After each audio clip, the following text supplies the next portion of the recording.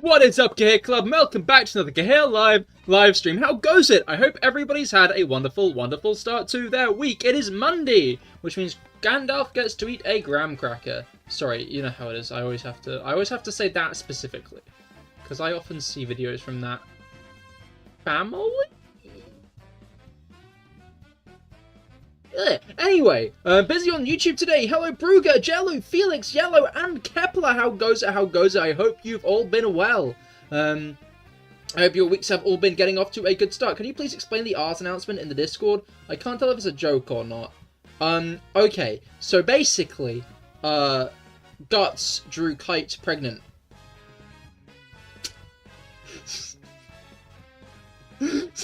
So I thought it'd be a funny announcement to make. It's not like an actual firm rule, but you're mentally tired. That is understandable. That is understandable and very much Monday vibes. Hopefully you get good mental rest this eve. Like you know the one that's like, please don't announce when you're gonna masturbate in the Discord. Like, that post was beamed into my mind. So, also, hello SFA, how goes it? Heyo is live quite is true. Exam week just before summer. Oh, nice, nice, best of luck. Hopefully it goes well, you studied. Have you revised? Dude, I never revise. I am not a sit down and revise kind of person. Last one tomorrow, so I think I'll be fine. Oh, I see! That's good, that's good! I hope it goes well, I hope it goes well. Best of luck with your final exam, Jello. Alright, given that there's not really much going on right now, I'm hoping, because this is 21, so this is 22, so this is 23, so this is 24, so this is 25, so this is 26, so this is 27, then this is 28, then this is 29, then this is 30. Okay, cool, we're chilling. We've got a full box. Also, I just realized I have not got the sounds turned back on. I'd turned Scarlet and Violet sounds off, so you weren't bothered as the stream began. Did you get the shiny? Why is the counter at 0? I did get the shiny, yes. Yes, I did. Yes, that was a shiny. I got Pog plus Big, named by Felix the Tepig. I will not be evolving Pog plus Big. I almost called it Pig then, which is true. I will not be evolving it until ZA, because I feel like there's still a solid chance we get regional variants rather than the Megas for the new starters, but we'll find out. Weird name. Fuck you mean, Felix? Do you name your Pokemon after subs? No, I name my Pokemon after what people suggest. When I get a shiny, I'm like, hey, what should I name this Pokemon? And then people give suggestions. That's what I do. So, Pog plus Big was a suggestion by Felix, just above you. And then I tend to pick the one I like the most. So I still have a little bit of say in the matter. Tobin, hello, how goes it? I hope you've been well. We're doing more of the shiny roulette today. I didn't mean it as a name suggestion, but you do that a lot. That is also true. If you put anything in chat after I've caught a Pokemon or caught a shiny, there is like a solid chance I might just name the shiny that. We've had a few hays. We've had a few hays. You should name the next one you get after the Fallen Cities of Super Earth LO. Oh yeah, I heard that there was a big Helldivers event. That's like really bad, right? Because Super Earth is like the Earth, isn't it? So how the fuck did that happen? I've seen some fucked up comics. Even though I don't play Helldivers, nor have ever really interacted with any Helldivers content online. You've been doing a playthrough of Pokemon Emerald. Oh, nice. I hope it's been going well. Who did you start with? You got the DLC for Scarlet Violet. Oh, nice. Best of luck. Best of luck. Have you jumped into it yet? Honestly, I feel like... No, I can't say that. Scarlet and Violet just has a very solid story all throughout. In the main game and the DLC. But... Fuck! I never actually put the eggs on my team! No! This is the biggest L I've taken in a while. I was like, man, it's taking a while to get any eggs hatched, isn't it? And of course it was. Oh my god. Do I have a brain in my head?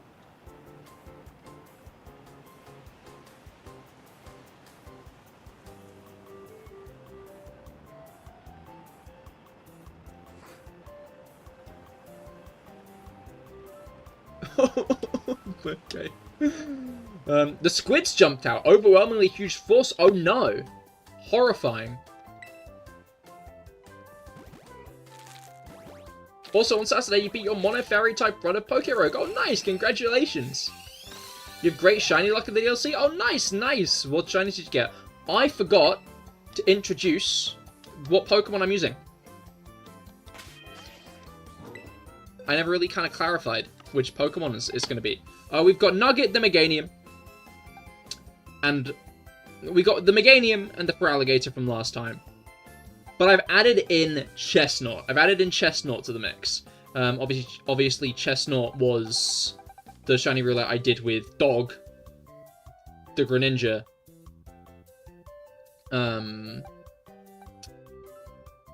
I could have done Delphox, but I decided that A, I've already got a shiny Braixen, and B, I'd rather see and do shiny Fennekin in ZA.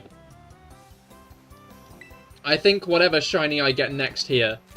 Shiny Chespin at 95 encounters? Noted, noted. I never thought I'd type out the sentence for thank you, Aromatisse. 2 Chespin already? Concerning.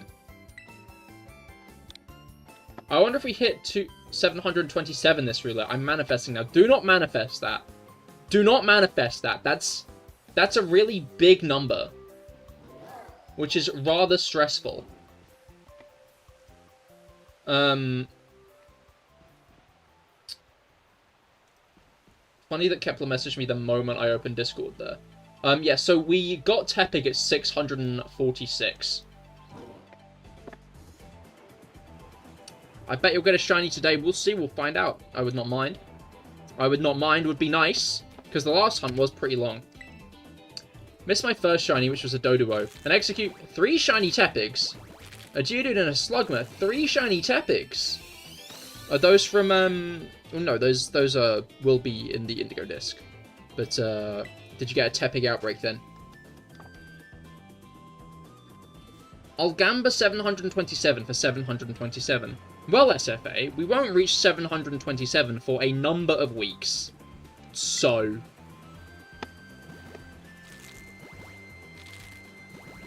Aromatisse is the reason you got this far. I'm sure Felix will be glad to hear that. What the fuck?! What the fuck?! Wait a second! Wait a second! Holy shit!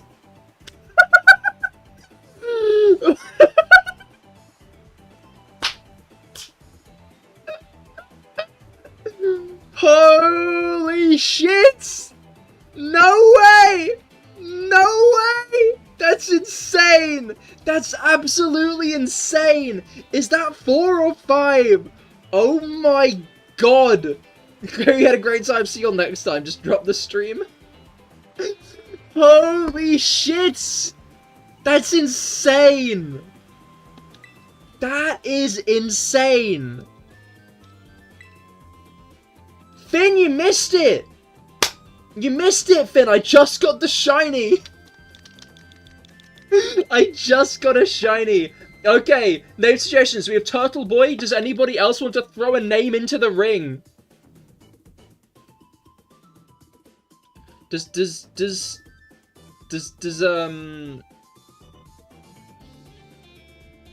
I was saying. Moving on. Name it Yellow. Aromatisse. No reason. No reason. Wait. So, we clarified that I name things that people suggest. Felix clarified that sometimes he'll just type something in chat and I'll name it that. to be funny. But you missed the third one. When I, like, take two nicknames I like, and just kind of, like... I just fucking... That's not how you spell turtle! What was I typing, man? What was I even typing? Yeah, so sometimes I just combine names, because I think it's quite funny. So we got Turtle Greg, the Totodile. Introducing Turtle Greg, the Totodile, who we got at 5 encounters. That is 5 encounters we got this Totodile at. That is insane. That is insane.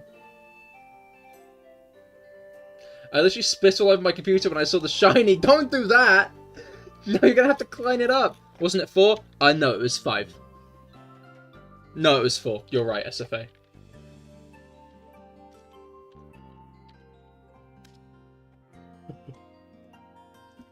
That is insane. You're guessing it's Jolly. I don't normally do nature guesses, but if anybody else has any nature guesses, throw into the chat. Been an SFA. I know you both have access to the W emote, so I'm gonna encourage you both put the W emote in chat. But I hope your day's gone well, by the way, Finn. I didn't have a chance to say that because I was too excited at getting a shiny. W. I'm glad that one got approved because I'm a big fan of the W emote. Adamant, Lax. Okay, let's see what we got. Felix got it right. Felix actually got it right. Holy shit. Holy shit.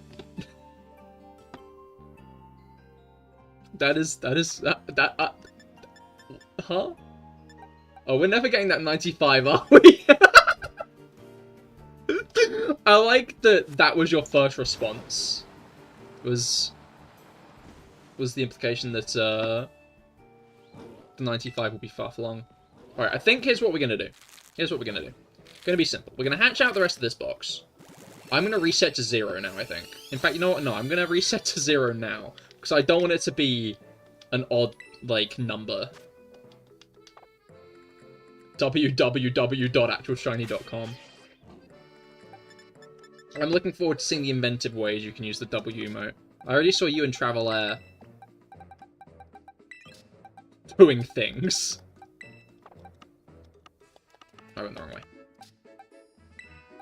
So we're going to be off a multiple of 3. In fact, you know what? I might just finish this box and then reset the counter.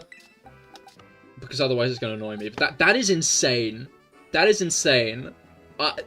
Honestly, Totodile's like final form in whatever it is, whether it's Mega Feraligatr or like a regional variant of Feraligatr, has been something I've wanted to see for a while.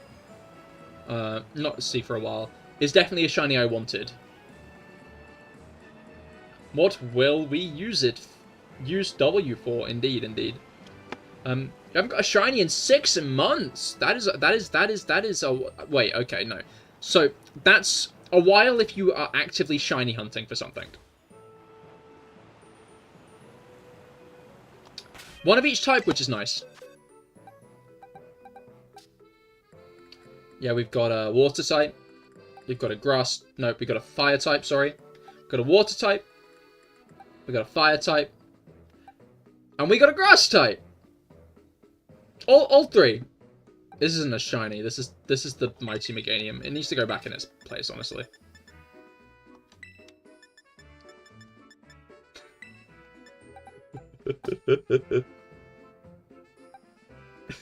So yeah, no, we got the type triangle. We got water. So Greninja is dark type. I don't know if you heard. Yeah, it's grass dark. Or is the implication there that the type triangle is water, fire, dark?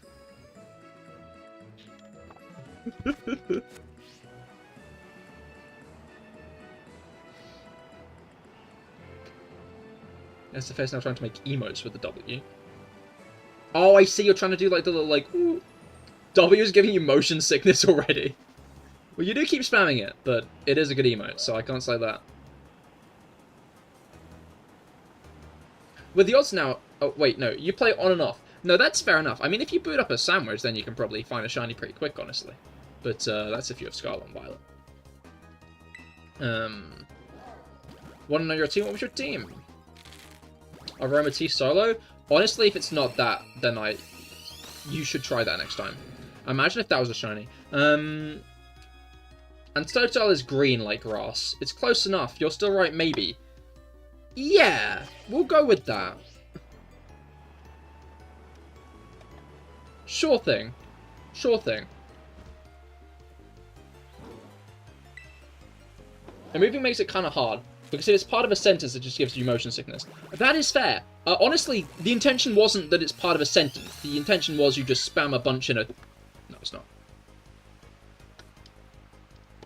It looked very green for a moment.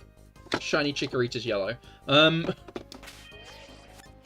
I'm on the edge of my seat, so it gave me a fright.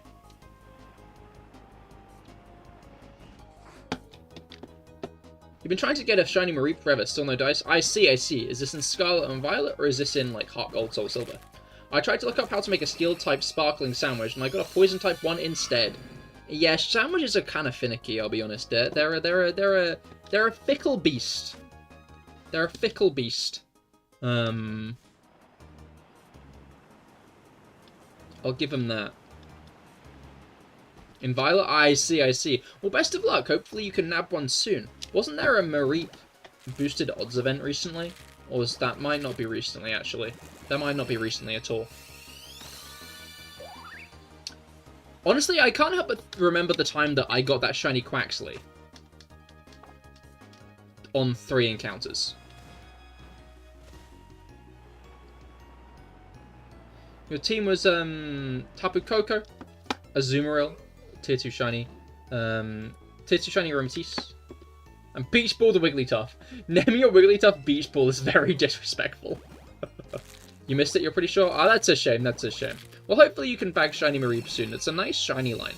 I guess Flaffy's not as different, but the other ones are nice. I'm genuinely still reeling from that. That is insane. We're running out of shinies to get now. I'm going to actually have to complete the Legends Arceus Pokedex. If I get a second shiny today, maybe I'll switch to that. Maybe I'll switch to Legends Arceus and complete the Pokedex.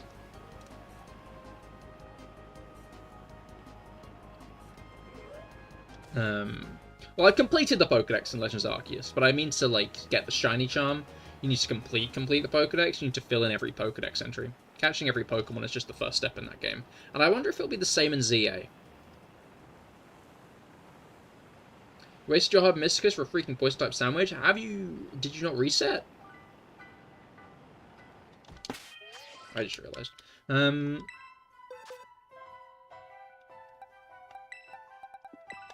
Right.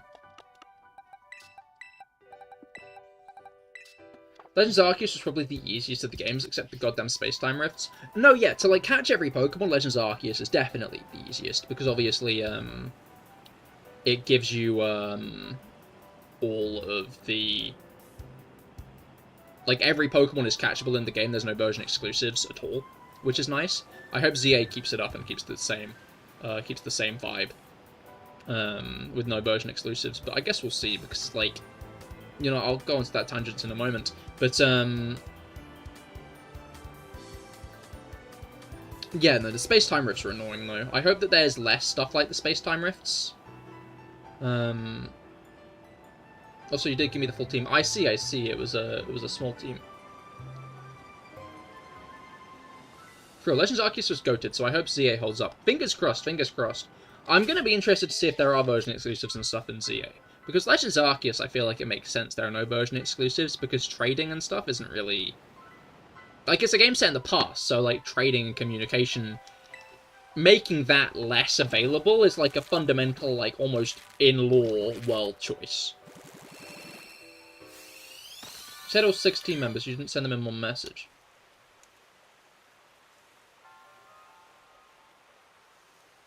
Oh, I see! You got Tinkerton, Gloria, and Weezing.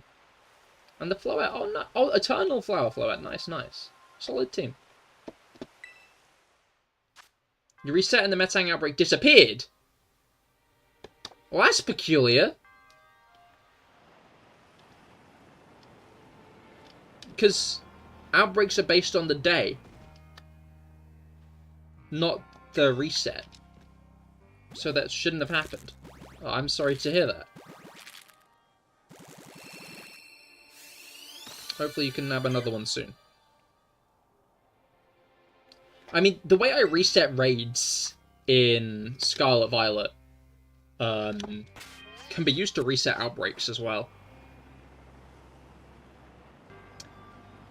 But yeah, I can see Legend ZA. I guess version exclusives doesn't make that much sense, given there's one version, but I guess the starters and stuff, and maybe other, like, single-time options could crop up. But I guess that wouldn't make that much sense in the grand scheme of things, would it? I'm interested to see how it's going to work. I'm looking forward to hearing more information about it. I wonder if we will once the Switch 2 has dropped. I wouldn't be surprised if soon after the Switch 2 has dropped we get another Direct looking at the games they're releasing for the rest of the year, maybe? But I guess we had one recently that was fundamentally a chronicle of the games that were releasing, right? Like, we knew most of what was releasing in the Switch's first year by the time it released, right? Like, we at least knew about, like, Breath of the Wild and Odyssey and Xenoblade and stuff.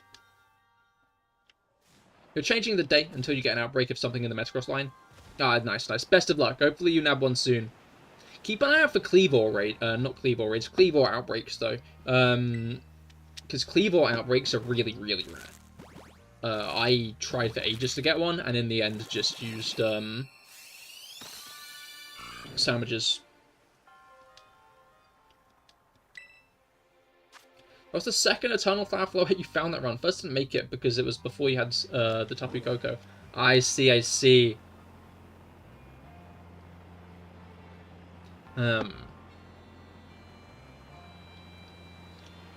But yeah, no, I'm looking forward to getting more information. Again, it could be next month. I'd say next month would be a solid choice option moment. Yeah. For new information, but I feel like the June Direct, the June Presents, is yeah, I feel like the June Presents is generally only when there's a new generation coming out.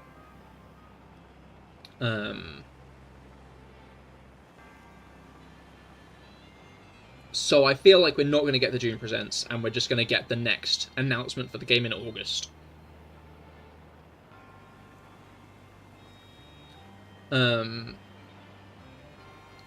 Probably not going to get the Switch 2, to be honest. ZA, I'm going to wait and see. Haven't finished Wonder. And to be honest, Nintendo has pissed me off with the patent lawsuit. That's fair, that's fair. And no, that is, I guess, it's still going on, is very scummy. So I can understand that. Like, I have not many positive feelings about Palworld, but the fact that they can patent, like, the Pokeball? Not the Pokeball, but, like, the idea of capturing a Pokemon in, like, the fact they can, like, patent, like, that concept is just... And, like, they've even patented stuff like how they make vehicles in Tears of the Kingdom. It's just... not a nice practice. Do you have any positive feelings towards the dating simulator? Why would I have positive feelings towards the dating simulator?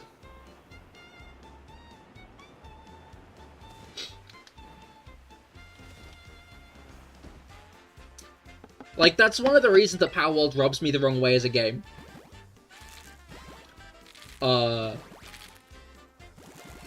Like, it's clearly trying to, like, keep relevancy by just appealing to, like, the Goonas. The Pokegunas. What's confusing is how they got ancient Pokemon in the terrarium in the DLC, like Cleavor. I think Quillfish, they actively justify it by saying that Hisui Quillfish actually lives in icy areas in the very north, which makes sense because Sinnoh is a very, like, cold region in general. I think Sinnoh is in, like, a very northern part of the Pokemon world.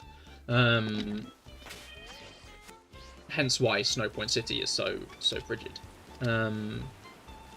Also, hello Rob. I hope your day has gone well. Although I know how most of it's gone because I've been playing Baldur's Gate with you. But like,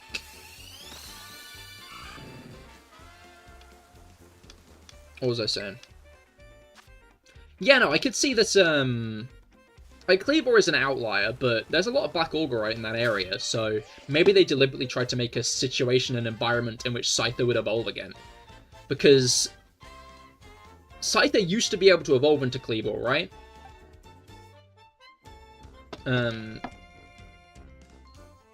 My main concern is to set a precedent for retroactive patenting, with how much more severe a patent lawsuit is versus a copyright one. If when I make my own game, I'll likely refuse to do business in Japan. I see, yeah, no, Japan has a lot more stricter laws. I mean, like, it's like the odd thing about Nintendo, is like, they are way too strict with it, but like, it's fundamentally a product of the very strict laws in Japan.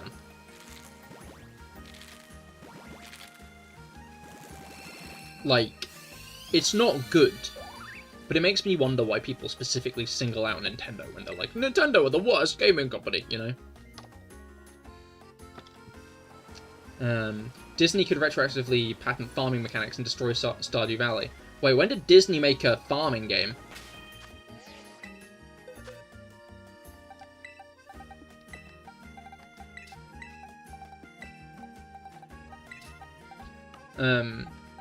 They say Power World is just Pokemon with guns, but the OG Pokemon anime had guns in it. I'm pretty sure that theirs did it. No, there were some episodes with guns in, but they never actually broadcasted outside of...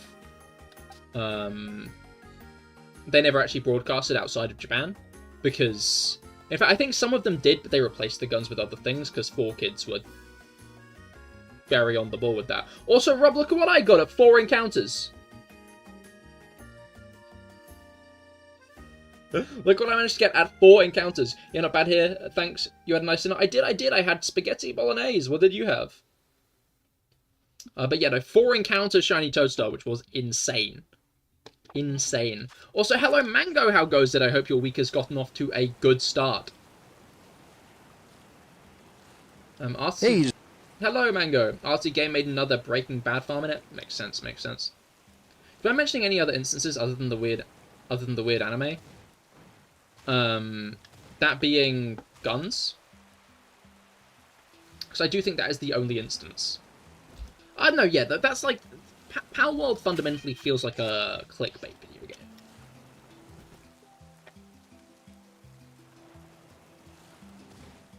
But I don't really want to talk about Power World, so I'm not going to. Our battered chicken, oh, very nice. Yeah, it's going better than it's stopping. Also, Rob and Mango, you might not have noticed this yet, but as Cahir is here subs, you might have got access to a new emote.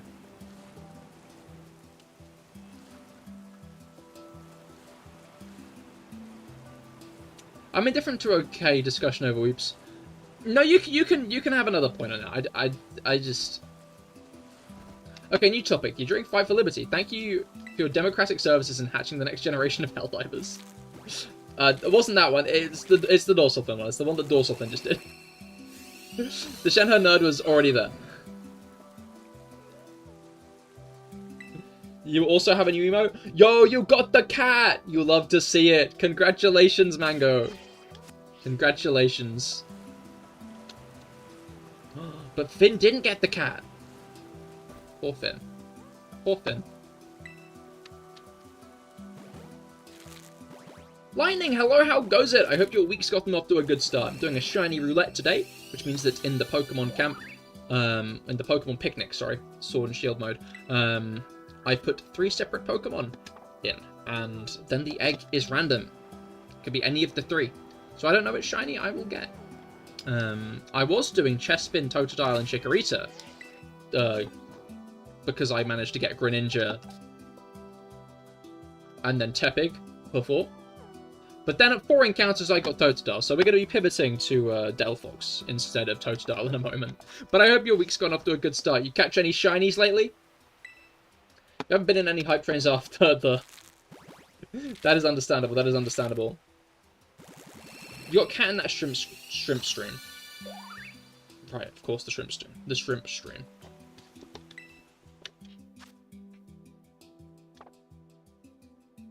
You got your team for Legend ZA already? As in, you've hatched a bunch of shinies to use in Legend ZA?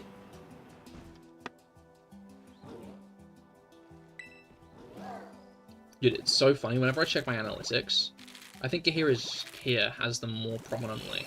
But, like, a solid % of my viewers, like, I think it's like a solid 40% of my viewers watch the fucking Shrimps 24/7 streams.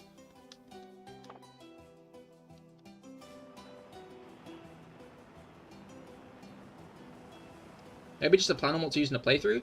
That's what I was wondering, but I did ask if they'd caught any shinies. Wait, there are other shrimpers? My gut says SFA. Maybe Finn, I could see Finn lurking sometimes. I'm not sure. It's just, last time I checked, it said there was like a very high percentage of,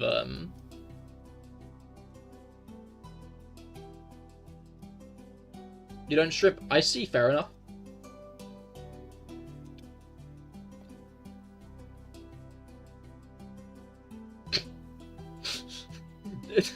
Sorry, Cahir keeps on telling me, like, congratulations on,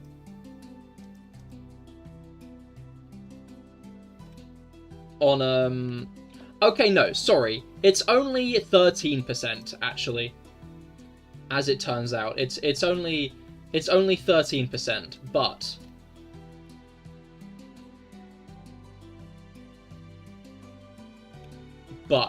that's still, like, a decent few. It's 5. It's 5. Okay, it actually tells me how many people it is, and it's 5.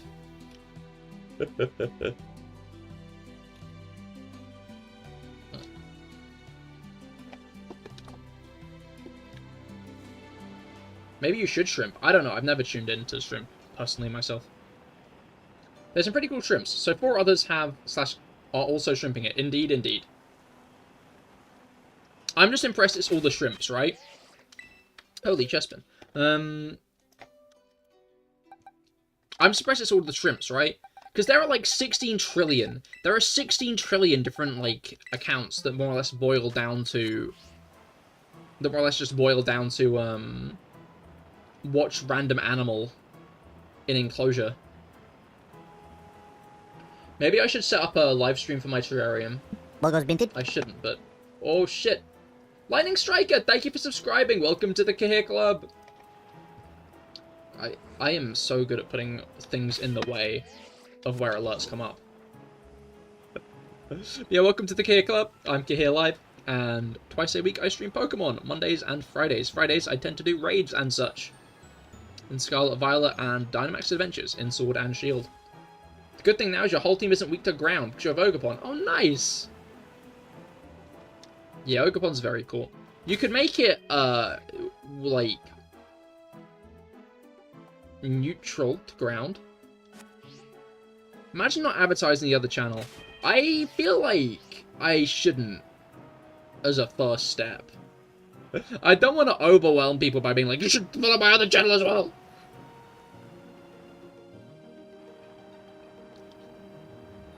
I'll do it when there's, like, exciting stuff, like when I got affiliate, but, the other channel, to be clear, is Cahir is here, which is my Genshin channel. But I'm aware there's, like, a decent overlap between Pokemon and Genshin fans, I think. I think it's an easy overlap to, like, have, because, like, Genshin... I guess it's not, I guess it's not quite, Nintendo style. I wouldn't say 100%, but, like, it's got the vibes. You hatched Kalos starters, did a home trade to get a White Flower Flabébé, sandwich to get Esper, and did a Dynamax Adventure and got Shiny Zygarde. That is very nice, Lightning.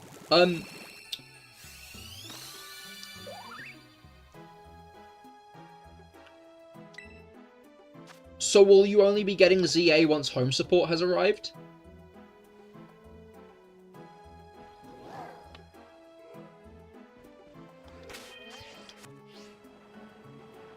Enjoyers of bright colours.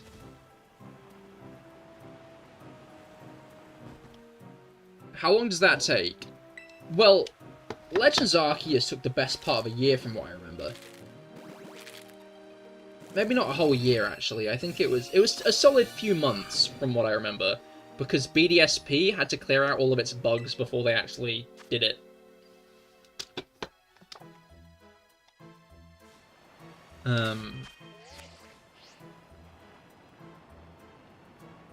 Like, there were so many bugs in BDSP that they didn't want to, like, add BDSP home compatibility too quick. Because otherwise people could get hacked Pokemon more easily into home. So that's why it fundamentally did take a while. But,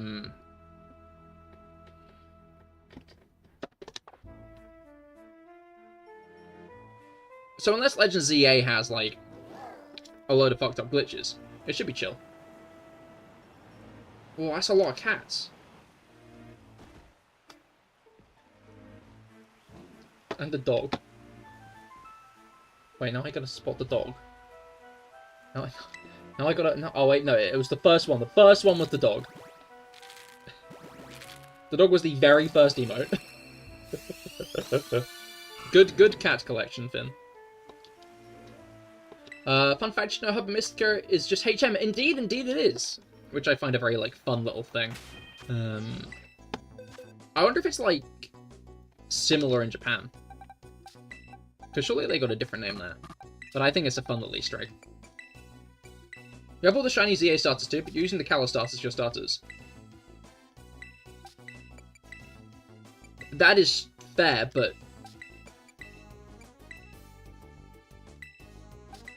the point was... more, it'll probably take a few months before you can transfer those Pokemon into Legends ZA. Because they don't generally release home compatibility on the launch day of a game. I think they generally do it... when was Scarlet and Violet? I can't remember. Was it February? My gut's saying February, because...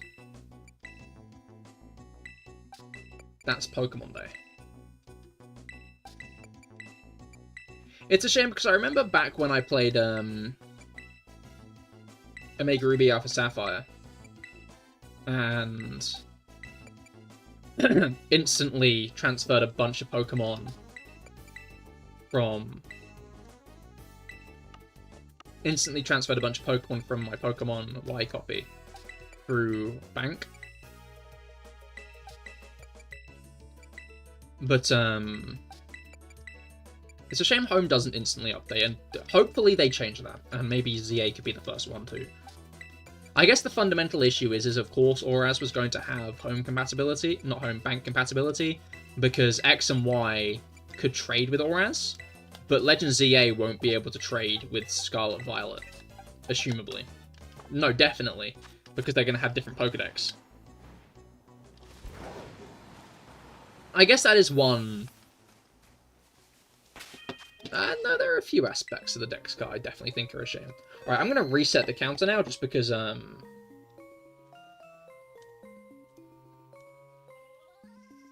going to be doing a different set. Alright, let's put Feraligatr back with the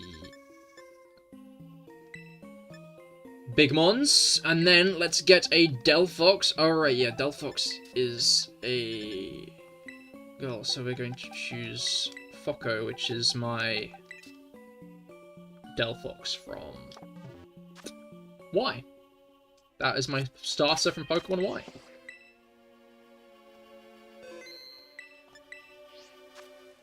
Fun fact, the Mochi Mochi music in the epilogue is just the same battle music in the Teal Mask, just weirder.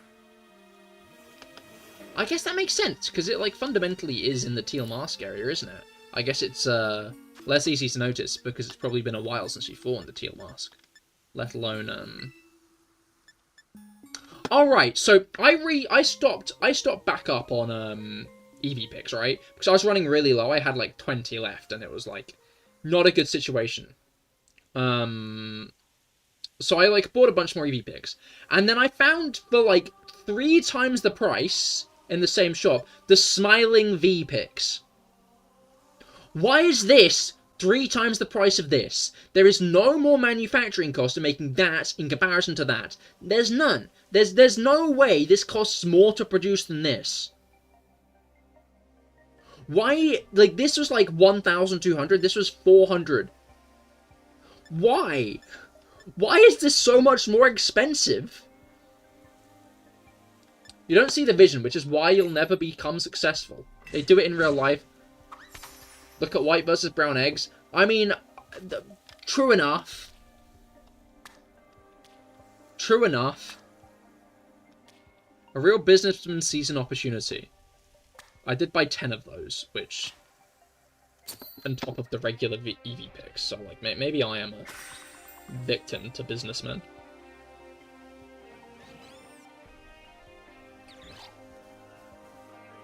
Which is very true in real, I think. Or I am. It's a fucked up one. Sandwich, that is. But no, I forgot to reply to Felix's comment. I do love Delphox's cry. Delphox just has a lot of sauce, to be fair. I love the like wizard Pokemon. I do wonder, like, I feel like Delphox is, no, I guess, yeah.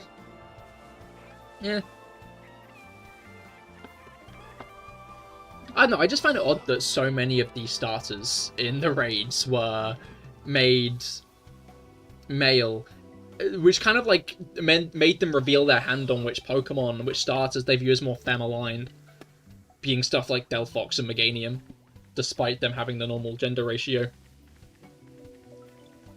Another fun fact is that Ogerpon's nature is guaranteed to be lonely. Oh no, I think I do know that one, which is sad. Wait for the base game or DLC. I thought it was you have to wait for home compatibility for the DLC, but just get the Pokedex for the main game to transfer Pokemon from home to main game. That's fair, that's fair. It's not generally the DLC that'll make it arrive. I'd also not expect ZA to get DLC. Legends Arceus didn't, and next year is Pokemon's 30th anniversary, so I'd be quite surprised if we didn't get a new game next year.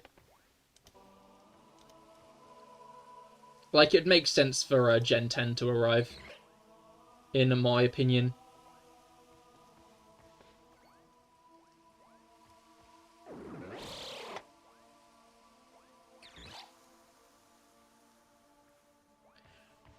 Changing my mindset on Inteleon to see it as a member of that group, which is what made me like it. Inteleon's a girl?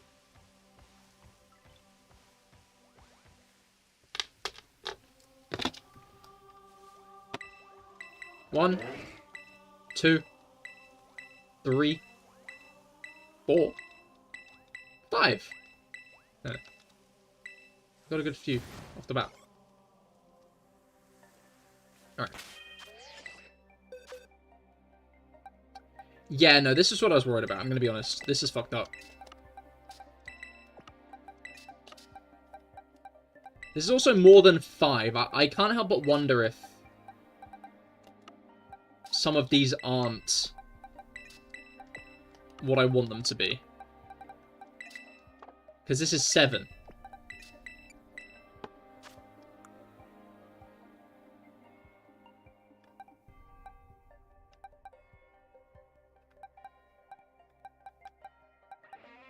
Okay, so it's literally just these 3, I think. Yeah. These 3 are not current eggs. Additionally, I'm going to check Inteleon because Felix has got me nosy now. It isn't.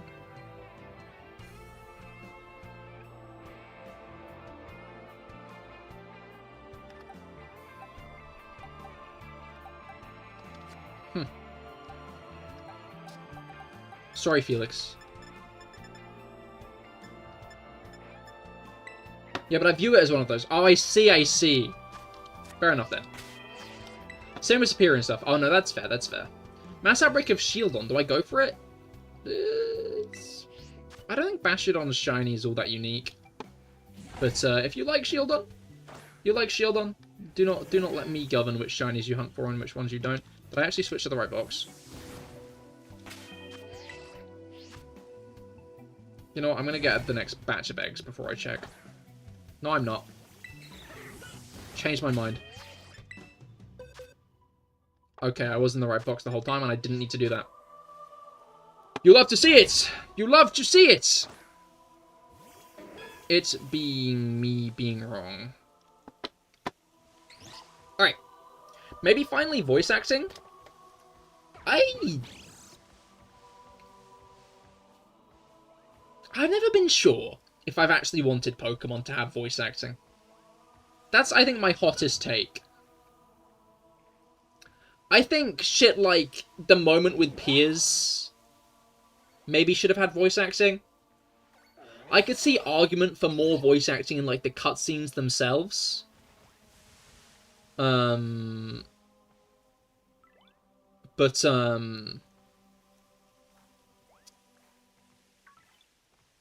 not sure if I think they should have voice acting.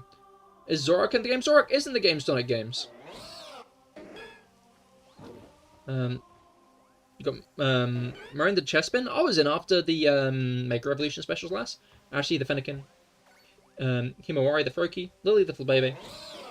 Buttercup XO the Esper. And Order the Zygarde. Nice, nice. They can do selective voice acting to make the scene hit harder. That is true. That is true. Kind of the same as Tears of the Kingdom where cutscenes got them. Yeah, no. If, I could, yeah. Like, I'd say to that extent maybe, but I don't know. If Roxy can spell out Pokemon, then Piers should have been allowed to do the same. Yeah, no, I don't really get why they, like, it was just a whole cutscene of him singing. And that was it. Like, it was a cutscene of him singing, and he like, why did they have no lyrics? If you wanted to have that, surely you give him lyrics, right? There must have been some stage in development planning where that was meant to have lyrics. Because there's no way you make that cutscene of him singing into the microphone where there are no... there are no lyrics.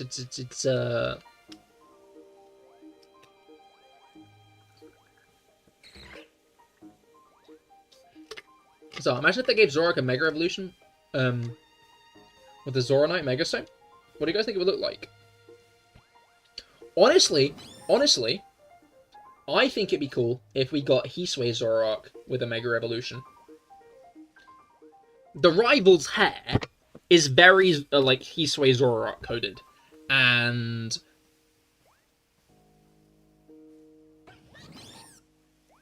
from, like... the Hisui Snow anime, when it showed people hunting the Zoroark in the forest, it low-key looked like they were in Kalos.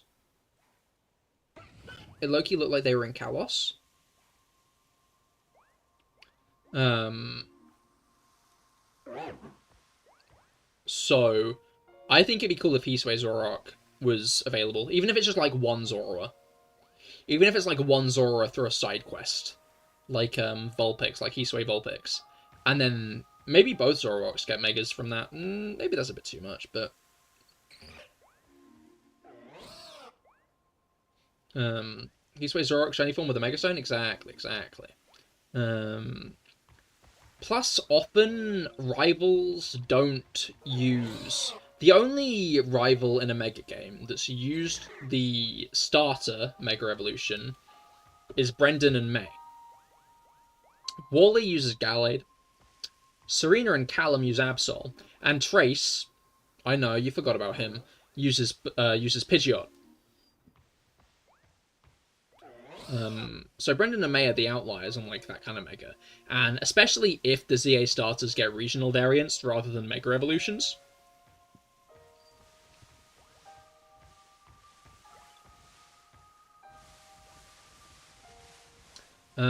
Mass Outbreak of Beldum, yo, you love to see it. To be honest, if Ash Greninja was a shiny Ash Greninja, huh? What do you mean? I don't understand. Trace?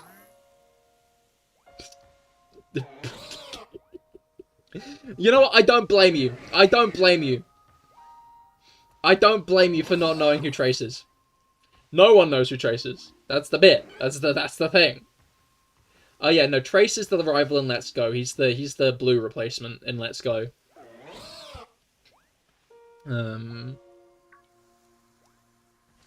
Like 6, 7, 8, 9, 10, 11, 12, 13, 14, 15. Okay. My mum was going to the Overwatch. Wait, Red replaced Blue? What the fuck? Because Blue is a fightable character later. Yeah, no. So, Red, Blue, and Green. Green using her manga design, like a revamped version of her manga design from Pokemon Adventures, are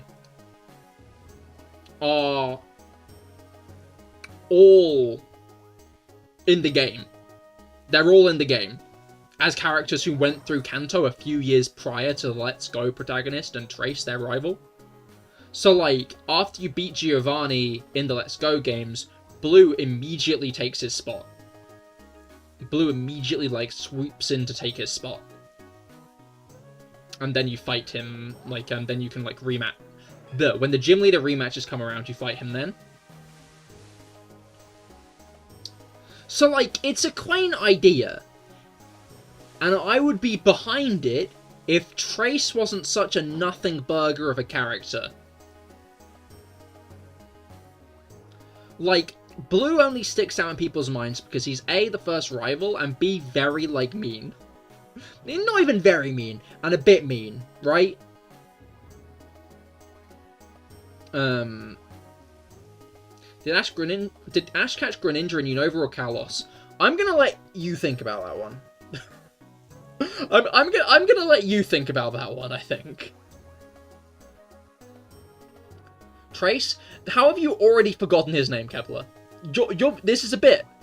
This is a bit. You've not already forgotten his name again.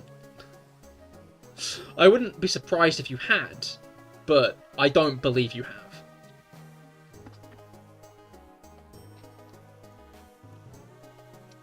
But, like, yeah, no, like,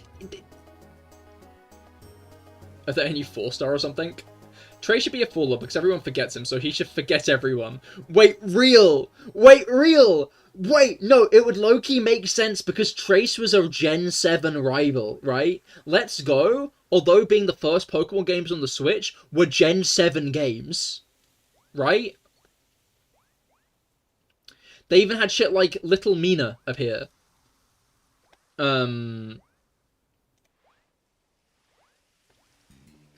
Like, Little Mina appeared in them, right?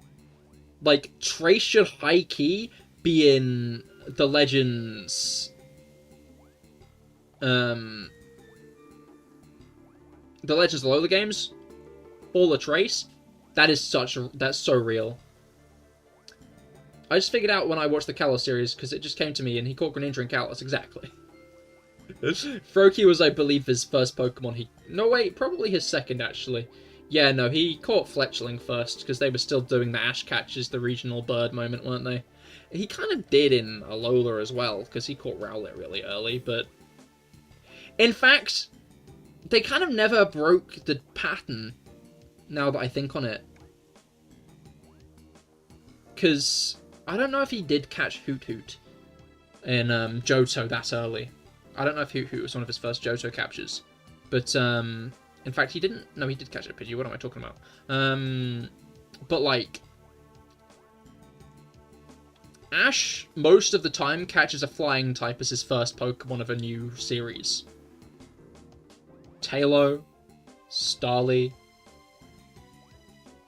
Pidove, Fletchling, Rowlet, Dragonite. All flying types. Wild. Definitely add voice acting to the cutscenes. They need it. Besides Pierce, there's also the school cutscene, Arven's cutscene, the cutscene with the legendary bikes, and the cutscene with the Iono, etc. Cutscene with Iono?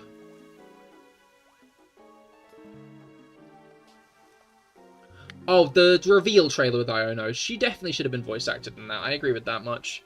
It was kind of odd that they just didn't pay someone to voice act her just for that. Because she's had voices in the anime since. She's been voicing Pokemon Horizons and Poldean Winds. Both of those she's had a voice in. So why in that reveal, that Belly Belt reveal trailer, did they not give her a voice? Like, what were they cooking with that? Now, would Infernape be able to defeat Necrozma, especially with a fire type move like Fire Blast? No. Necrozma is a psychic type, which is super effective against Infernape.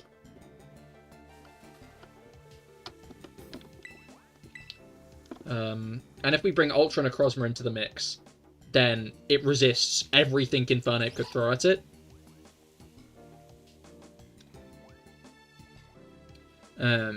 What is this? 26? 27? 28? 29? I don't think this is 29, actually. I think this is 25. So this is 26.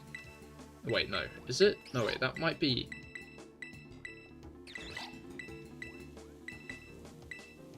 I think we're at 25 now.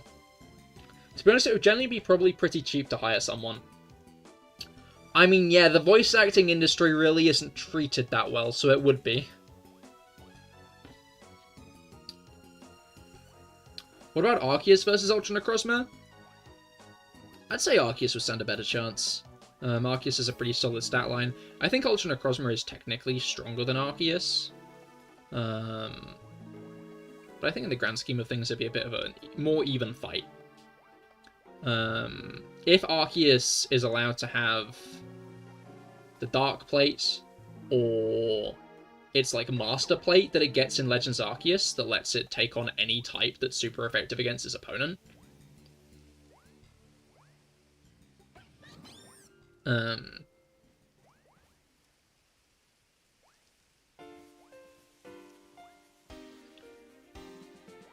I think then it would stand a much better chance.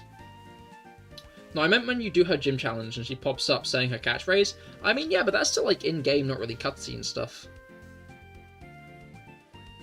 That's still mostly dialogue boxes, except when she shows up at the side of the screen, and that never really struck me as jarring that there wasn't voice acting there. True, but Arceus is the god of all Pokemon. Well, if we're talking more lore-wise than in-game-wise... In-game-wise, Ultra Necrozma is definitely stronger, especially with its Z move. Lore-wise? I mean, even lore-wise, technically, because Arceus in Legends Arceus was revealed to be a splinter of Arceus. The Pokemon Arceus isn't Arceus, the god of all Pokemon, in its entirety. It's a part of Arceus, the god of all Pokemon.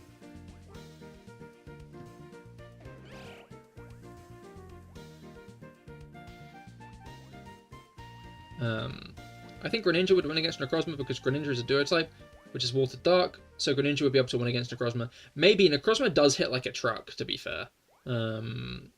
But resisting Photon Laser. Photon Geyser? Resisting its signature. Go try if you got Ultra Stun on Ultra Moon. That is a good point. That is a good point. That is something you could definitely try. Especially if you've got the Sun and Moon demo as well, because then you can get the Greninja for free. Other than that, I think you'd have to use those QR codes, which I'm pretty sure still work. 2, 3, 4, 5. Okay.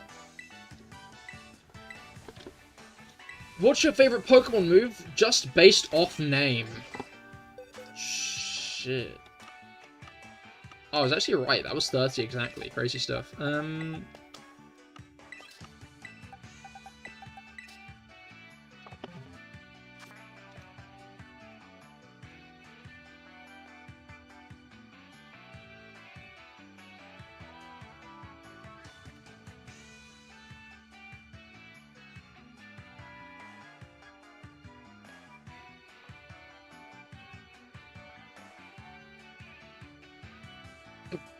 Baddie bad.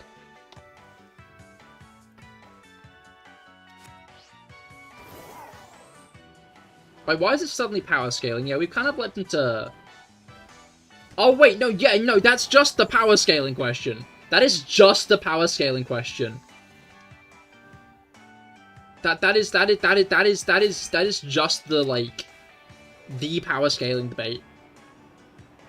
Well, you see, out of Ben 10, Superman, and Goku, I grew up watching Ben 10. So, internal bias dictates that I'm saying Ben 10 here. You got to go, fair enough, Brugger. I hope you have a great rest of your day. Zora could win against Necrozma because if you put a fighting type at the back of your team, or another Pokemon weak to Psychic at the back of your team, then Necrozma will only ever try to hit...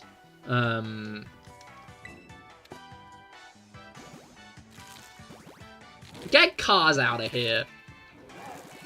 No, Cars only did so good against Jojo because Jojo was like a regular human man. Jojo with a bit of wit and a volcano outsmarted him. So you're putting a guy beaten by a volcano up against Superman and Goku, characters who are like... I'd realistically say is stronger than a volcano. Right? Like, shoot me down if I'm wrong. I mean, Ultimate Cars could have genuinely died from lava in some case. That is also true. Cars only survived the lava. Because he had the quick thinking of the shell stuff that he did. What was it? It was like shell, air that he did in like a layer, right? Like, he couldn't stay in the lava for long. Like, the main, like, issue Joseph had against Ultimate Cars was just the fact that Ultimate Cars,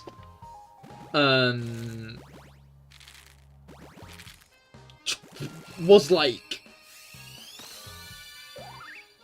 Ultimate Cars, and he was a human. And he was a human being who could only use Hormone against Cars, which no longer affected him. He 100% could have beat Jojo if he didn't want him to suffer at the moment. Exactly, but that's like the other thing that led to Cars' downfall, was his ego. That's like the bit, isn't it? That's like the point. Joseph beat Cars through... being just generally quite witty, a massive dose of luck, and just generally using Cars' own ego against him. If Cars wasn't so egotistical, he wouldn't have even chased Jojo in the first place. He would have just killed all of the, Sometimes I remember who Jojo fought alongside in that final fight. And it's like, man... Like, I'm not a big fan of, like, that kind of, like, thing some people do with, like, oh, you couldn't write this today. You couldn't have this. You couldn't have done this today. And, like, I feel like Jojo is one of the few cases where, like, yeah, man, they probably couldn't have. Like, I get the implication, right? Like, like, I think it's a simple thought process that went through Rocky's mind. Okay, so Pillarmen and Cars are, like, you know, the,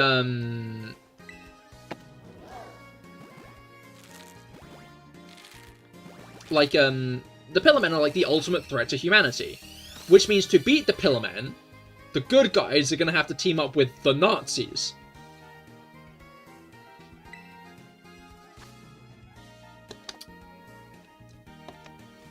Interesting concept, but, like, especially in modern day, when the richest man on Earth is pulling out fucking Nazi salutes. It just kind of flavors it a bit different. You know? It just kind of flavors it a bit different.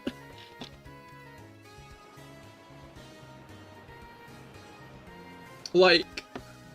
Again, like, I I can see Araki's exact thought process. The Pillarmen are the greatest threat humanity's ever faced, which means that, like, the good guys here are going to have to team up with, like, the greatest evil of humanity, because the greatest evil of humanity, the Nazis, pales in comparison to the threat of the Pillarmen. I can see it. I can see the thought. I can see, like, the train of thought he had.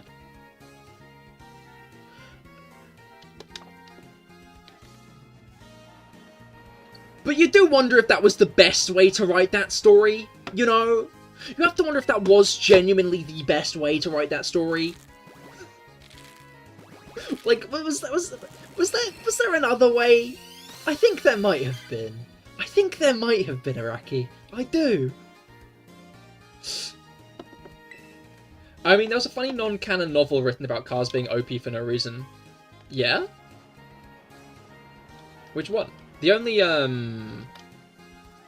JoJo Dojin I'm not sure if it's technically Dojin.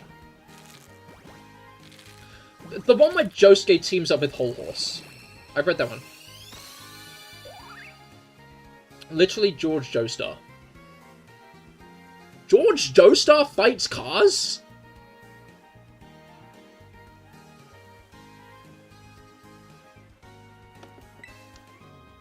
Just saying, if cars got back from space somehow, they'd be really fucked. So, escape velocity from Earth's gravity wouldn't be enough to escape the Earth forever. Everything we've launched into space that has freed itself from Earth's gravity, yeah, everything that, like, if you launch something to space from Earth, free it from Earth's orbit, and let it orbit around the sun, unless you do some more orbital readjustments, like, after that, it will collide with Earth again. Like, it just will collide with Earth again.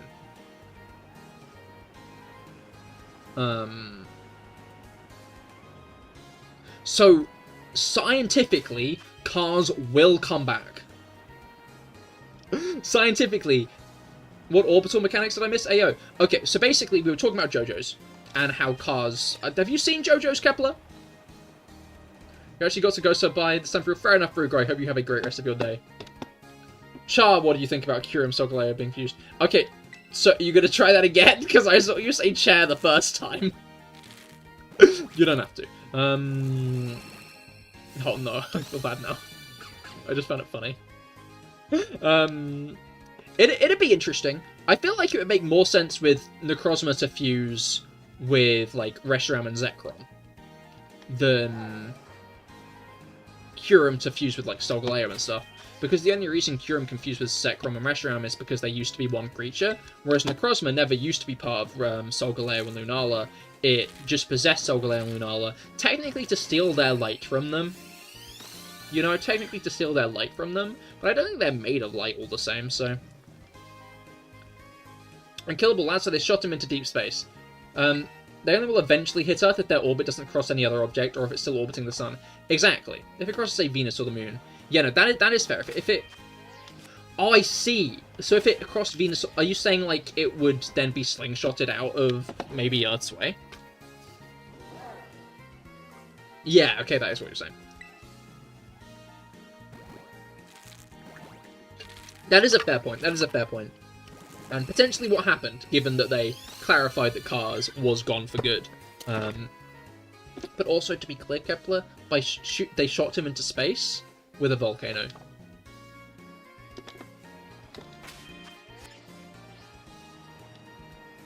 And if it exceeds solar escape velocity, then, well, I feel like that's a bit of a flun.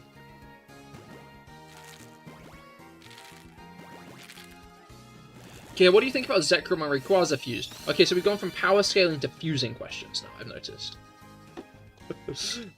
We've gone from Poke power scaling to Pokemon fusion questions.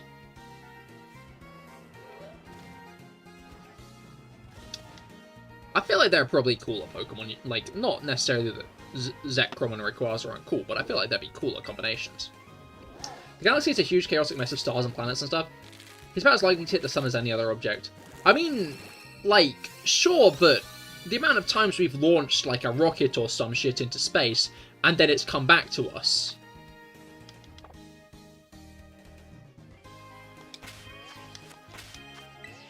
Right? Like, that happens, like, a decent amount, doesn't it? Like, there's one happening in, like, a few months, where a probe that we launched to Venus is going to come back and hit us. Depending on the volcano, it's either a suborbital hop, and then they get stuck on the ocean, or they cross Jupiter's orbit, and Jupiter causes mayhem.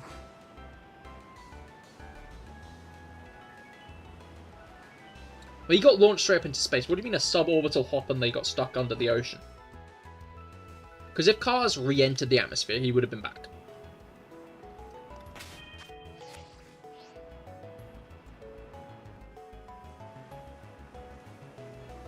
Most rockets are designed to stay in low Earth orbit or come back intentionally.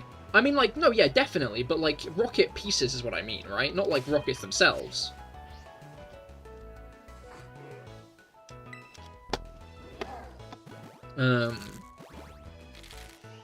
But, like, when we... You can't single blast into Earth orbit. You either end up in solar orbit or you come back down.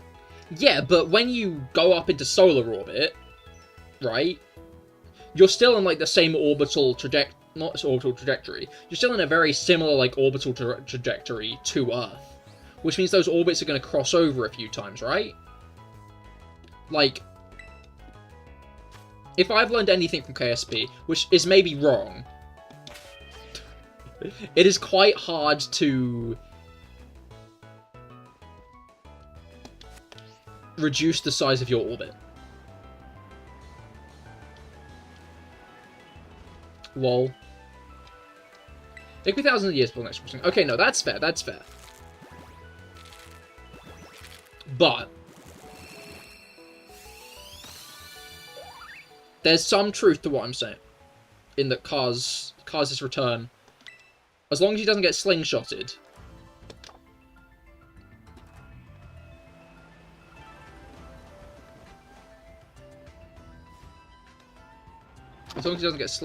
by Venus. But so KSP uses patched conics. IRL, it will wiggle a bit. It's just legitimately impossible to predict. I see. That's fair, that's fair. N-body orbits are chaotic like a double pendulum. I see. So it is, frankly, a lot more complicated. That's fair enough.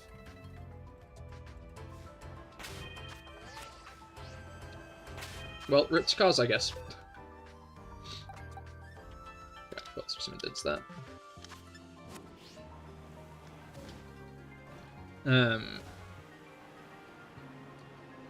Oh. Hello. Egg. But,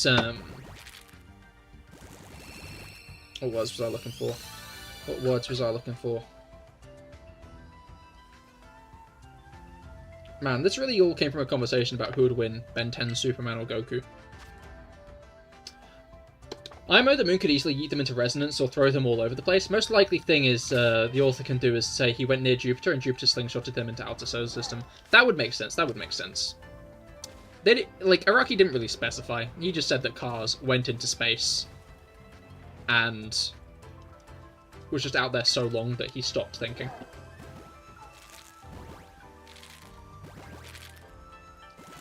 Which makes sense. You know? Even for a life form as long-lived as him, there'll be some period of time and just not being able to do anything at all that you'd, like, just shut down, kinda, innit?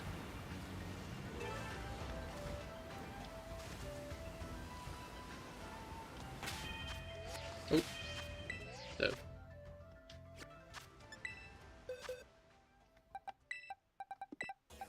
But, yeah. JoJo's good. Summary of conversation. JoJo's Bizarre Adventure, bueno.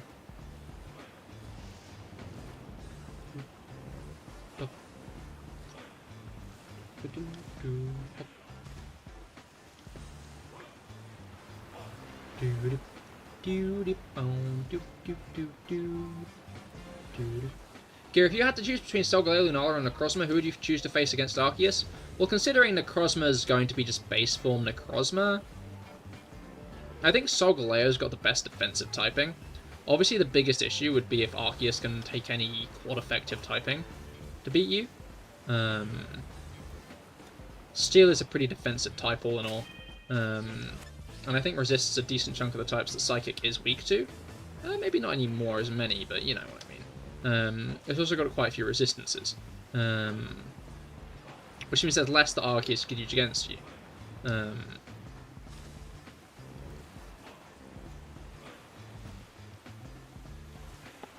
Like, Lunala would probably get one shot, and Necrozma, at least its base form, is not that strong. We're talking Ultra Necrozma then, maybe, but...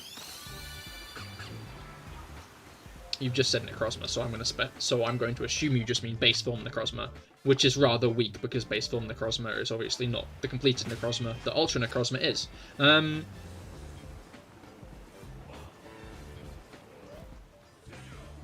Alright. I keep on thinking, maybe, about KSP, getting back into KSP, and then I just kind of don't. It's been a while. The issue is KSP is a game you do need to use your brain for. Like,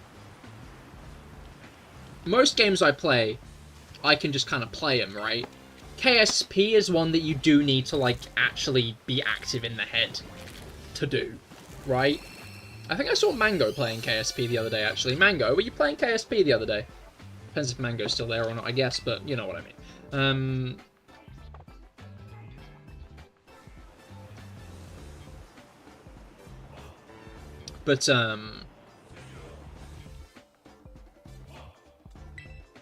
You should see the graphical mods lately. Oh, have they gotten good? I know that KSP2 was kind of trite, and the fucking studio shut down.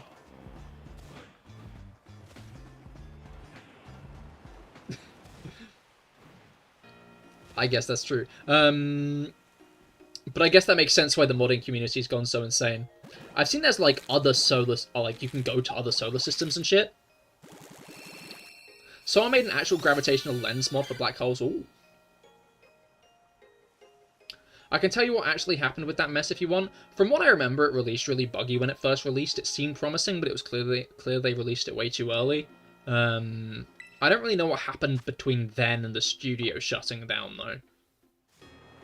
You choose Solgaleo. Solgaleo, I feel like, is a solid choice because it's quite defensive. It's also my Solgaleo's my favorite out of the trio, but I do like Duskmane Necrozma. Oh, I have done a dumb.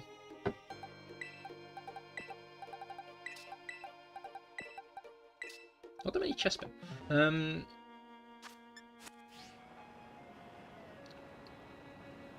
But yeah, maybe I will check out some of the graphical mods and stuff because it could be cool. Unlike some, well, maybe not the graphical mods. I'm generally not too fussed with graphics. My PC is from 2021 at this point, so I'm aware that it's probably being like crept up on by a lot of games graphically. Like even Monster Hunter, I decided to drop it a couple of graphic settings to actually play it because I didn't want to have to deal with any lag. And all in all, I didn't notice any like unreasonable stuff. What do you say if Necrozma fused with Arceus? Will be interesting because Necrozma only really fused with Solgaleo and Lunala to steal their light, right? So it could power up into its like truest, strongest form in Ultra Necrozma, which is obviously a very powerful form because Necrozma actively stole all of the light from the Ultra Megalopolis world. So it's clearly got quite a lot of power, but I'd say Arceus, at least lore-wise, would give it access to a lot more power, so...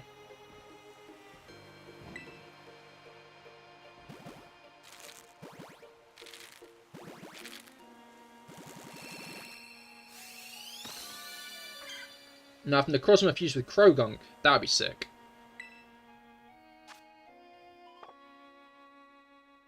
It'd be like some kind of fucked up mech suit on it, basically, because it's so small. Wait, I like that now.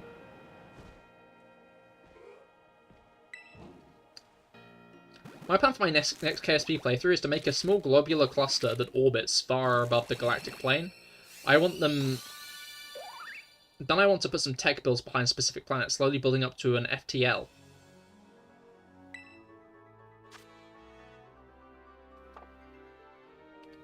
FTL? A bunch of solar systems orbiting an intermediate black hole. Ooh, interesting.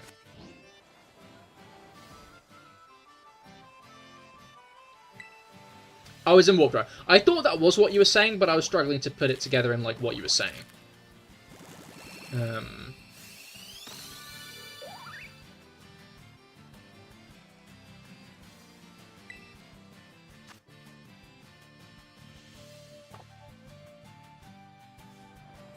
An Interstellar mod with a storyline already as well. Oh, interesting. Dude. That piques my interest because whenever I play Kerbal Space Program, I always, like when I'm doing big maneuvers, put on the Interstellar soundtrack. Like, I'll just be vibing and then I'm like doing like a big attachment, like attaching like redocking to probes, or like I'm landing, or I'm doing like a big thing, and I always just boot up the Interstellar soundtrack to do it.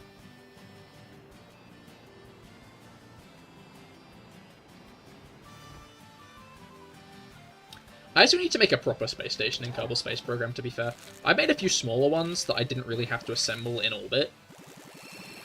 Because I know those are like the best ones, when you like assemble a space station in orbit and then blast that off the way you want to go.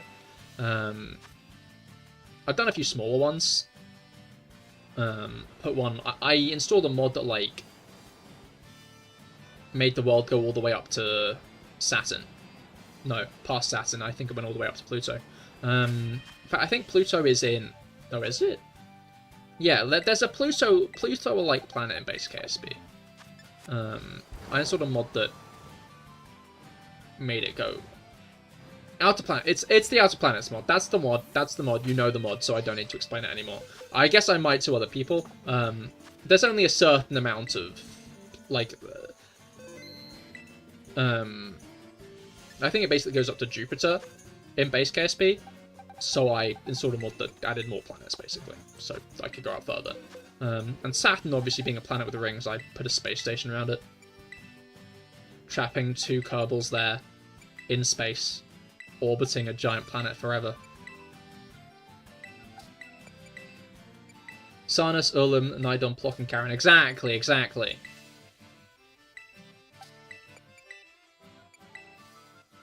And to be clear, when I say interstellar, I mean it has multiple suns.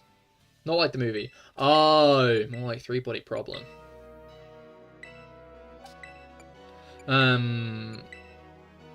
You still haven't seen the movie? Interstellar is a phenomenal movie. I'd really recommend it. One of Nolan's best.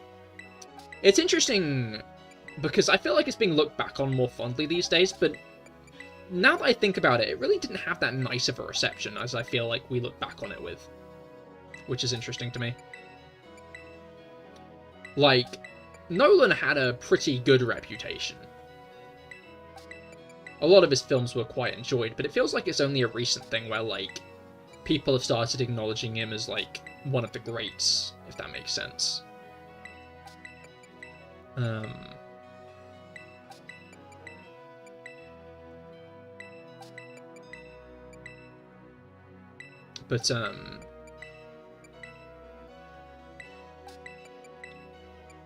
Like, Interstellar is a phenomenal movie. I rewatched it pretty recently. I can't remember exactly when I rewatched it, but I rewatched it pretty recently, and, like, it's a movie... I think I've talked about this on stream before, but I'll talk about it again because it's a thing that means a lot to me. What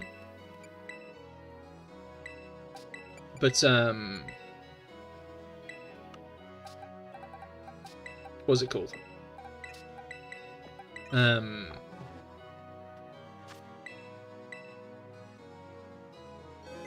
It's a movie that I'd like to rewatch again for the first time. Not knowing what was going to happen.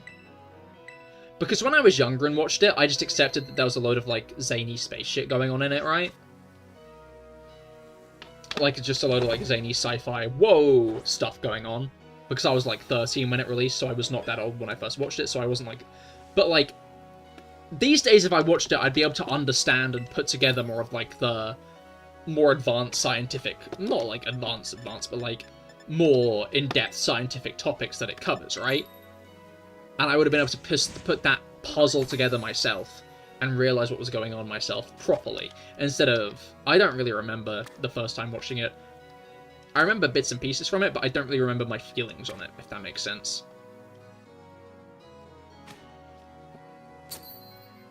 Okay, what do you think Solgaleo would look like with a Miraidon fused as a fusion? Honestly, the first place my mind goes to when you say that is Voltron.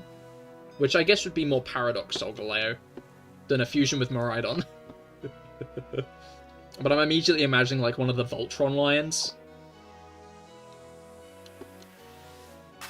I know it plays with time dilation, etc. a bunch, which is fun. It does. It's there's a lot of very interesting concepts in Interstellar, I think. Which fundamentally does a very good job at being one of those movies that is maybe about space and the great beyond and time dilation and loads of stuff, but like at its core is a very small scale story about family, which I like a lot. It's always fun when there's like a very big, high grandeur story that is fundamentally telling a very personal tale. It's interesting because apparently Hans Zimmer didn't really know how much of a sci-fi film Interstellar was going to be when he first wrote the music.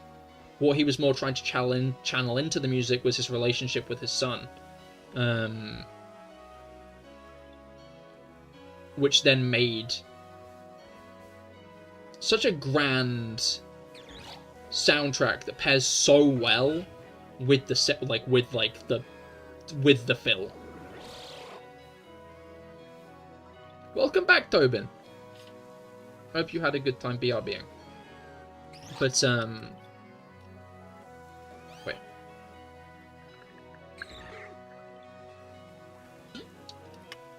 It's also interesting because it very much presents a very interesting picture of Earth. And, like, what a future may look like. It's a very pessimistic view, but, like, at this point, I don't know, like, on one hand, the future Interstellar was painting was one where Earth had gone in a very specific direction. And yet it still hit some of the broad strokes where you could very much imagine a situation like that occurring. But I think fundamentally the issue is people are always like, oh, this movie predicted the future. And it's like, dude, like, it was concepts of today, like, not today. It was concepts of that present day being taken forward and extrapolated upon, which meant that they were always going to make a story that could come true if society didn't improve in some way.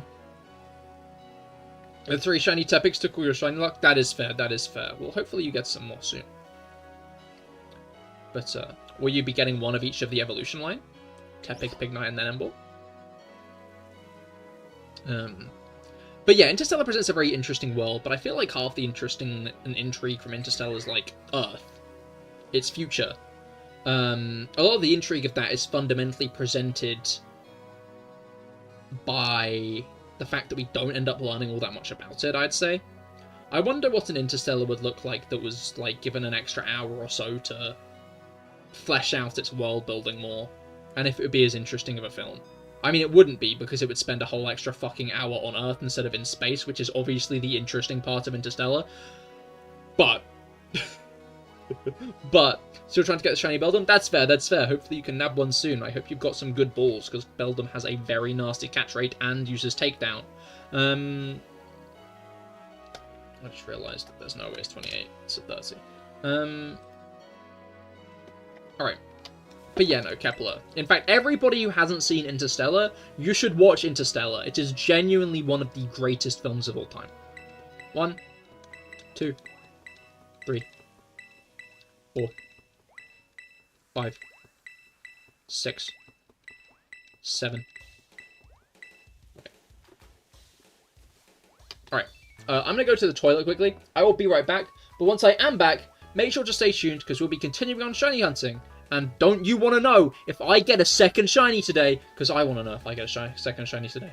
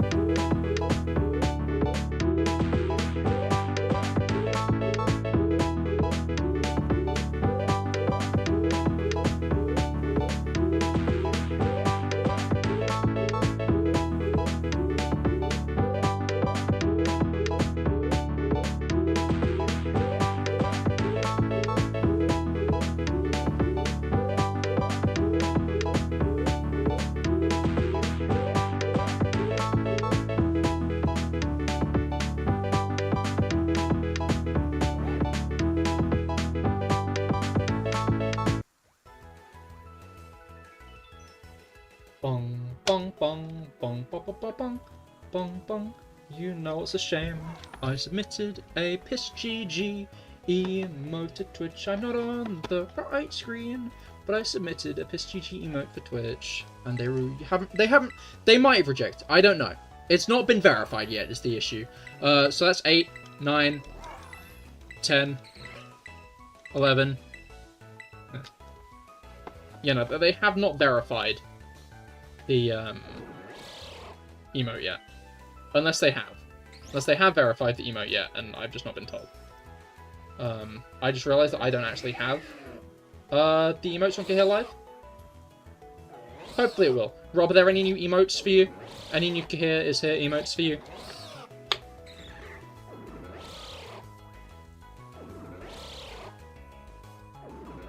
There should be one, which is one I'm a very, very big fan of. If PissGG doesn't go through, I might make a regular GG emote, though.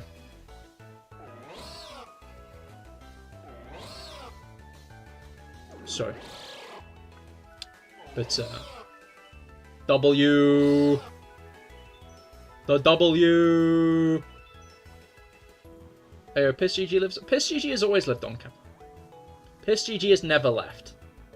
You have always been a pioneer of the PissGG. To the point where I have had other people asking me to make a PissGG emote because they believe that it's that important. However, Twitch doesn't like me.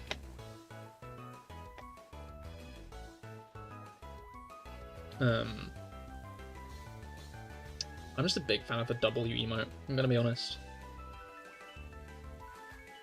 I just like it.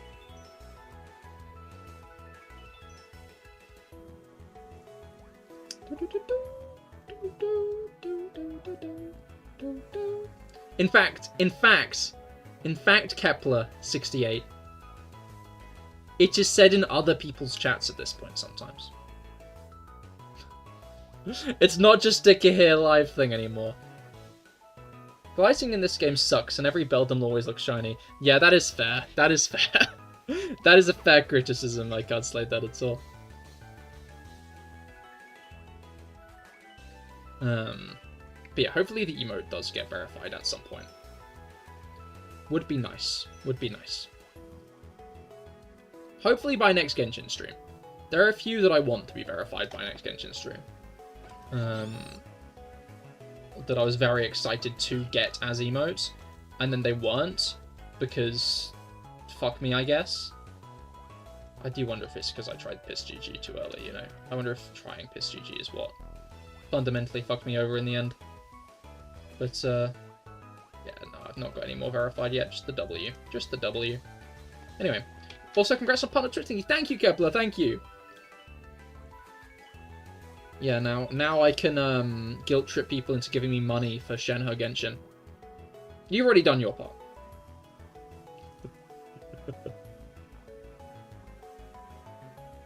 I woke up from a nap, now eating ice cream. Yo, ice cream. Yeah, I've got a Yum Yum still. I might have... I've been, like, on the fence about buying, like, a tub of vanilla ice cream, but then also some chocolate sauce to mix it with, because I think that does sound really nice. But the issue is the one stop down the road doesn't have any chocolate sauce, so I need to find a place that sells chocolate sauce that I can put in the vanilla ice cream tub. But I feel like I'm just overthinking it at this point. And I should just, like, buy Cornettos or some shit. I don't know. I don't know. It's also difficult figuring out what sweet treat to reward myself with for being so good and awesome all the time, you know? You know? Like, I deserve a sweet treat, obviously. Warm up Nutella. I don't have Nutella, but I have Cadbury stuff, but I'm not sure I want to warm it up. I just feel like I ought to get some chocolate sauce, you know? That'd be easier, wouldn't it? I mean, I guess this is 11. 12. 13. 14. 15, 16, 17.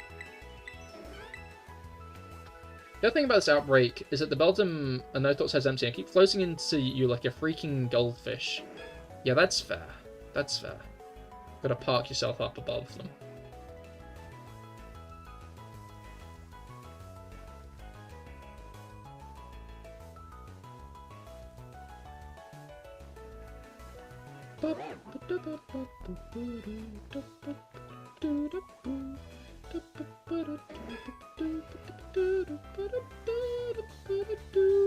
But yeah, I'm on what? I'm in a conundrum. I'm in a conundrum is what I'm in. So last night I fucked up my sleeping schedule. I've got to be up early tomorrow, but I fucked up my sleeping schedule because I wanted to finish an anime I've been watching. Called Blue Box, which is a romance anime and is absolutely peak. Gonna be honest, it has been quite a few years since I last watched like a high school romance anime, because I kind of got myself into the mindset of like I shouldn't be watching high school romance anime because it's escapism made for teenagers and adults who want to go back to their teenagers because they hate their lives, and it's like, I shouldn't be watching that kind of stuff because it's not going to put me in a nice mindset. But I don't know what it was about that show that caught my eye and made me think, oh, maybe. But something about it did. Something about it did when I was browsing Netflix. Something about it made me go, what? And maybe check it out. Maybe it's because of Blue Period, which is more of a college anime, I think. Is it? Kind of. Yeah. Point being is Blue Period is another really good anime, honestly. Less romantically inclined from what I remember. There are some romancy elements in it, but like it's less romantically inclined. But Blue Period is also a very good anime, but Blue Box is what I'm talking about right now. But yeah, the issue is it's over now. I finished it. But the manga exists. Now, I would probably have to fight a bit to find it, because obviously MangaDex lost most of its manga recently. Yeah, MangaDex lost most of its manga recently in, like, a massive copyright strike. Where, like, shit like even JoJo's isn't on it anymore. Like, I'm gonna have to find somewhere else to read JoJo Lands, which is really fucking annoying. But, so I'm sure if I wanted to find it, I'd have to, like, struggle to, like, find a place to find it. But then that brings up the second question. Normally, I'm the type to finish an anime, and if I want to read the manga, I start from chapter 1. Now, I think I've discussed this before. This might have been on Genshin. No, actually, I think it was here. I think it was live.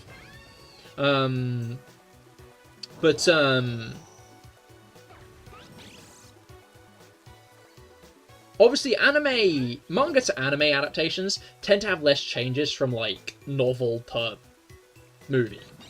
Because obviously manga, in the way it's formatted, is a lot easier to put onto, like, a big screen. Which I do think it is weird that we have very, very, like, every time You know what? No. I'm low-key wrong. Invincible is exactly the example I was about to say doesn't really exist. Marvel and DC often end up avoiding making, like, direct adaptations of their comics into, like, cartoons and shit, which I find very interesting. Generally, they try to make an entirely new concept when they make a cartoon of their IPs, which I guess makes sense. There's a lot of history to pull on, so it would make more sense to, like, just straight up make a cartoon from scratch, amalgamate of a bunch of elements from different,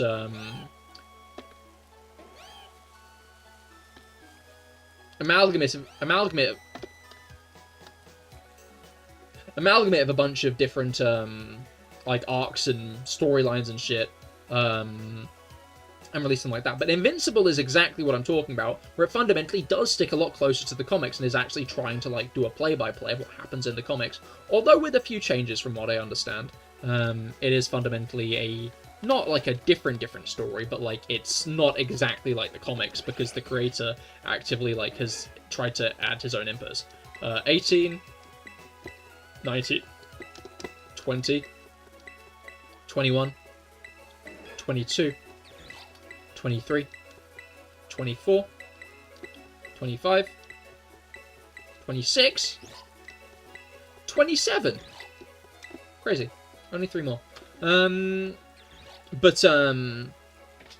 Like, it's just interesting to me how, like, fundamentally, like, comic adaptations have taken root, but they're done in a very different style to how manga adaptations are. DC at least tend to turn their comic books into movies, which are usually faithful. Oh, no, they do a few times, don't they? Stuff like The Killing Joke was originally a comic, wasn't it?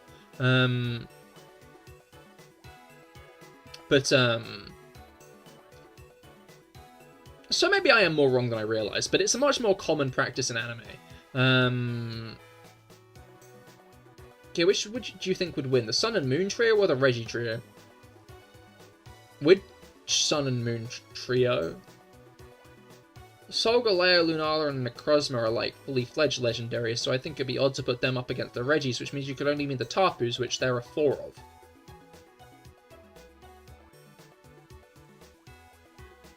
But, like, what was it called? Yeah, no, it's much more common for, like, manga to be very faithfully adapted into anime, which I find very interesting. Like, most anime series you like probably have a manga of them. There are definitely a few that don't. There are a few that didn't, was so popular there was a manga series made of it, like Evangelion. Why did I say it like that? Evangelion.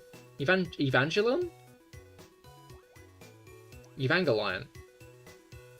Comfy, Mini, or Kamala, of course. Right. How could I forget? You're right, Felix. I'm sorry.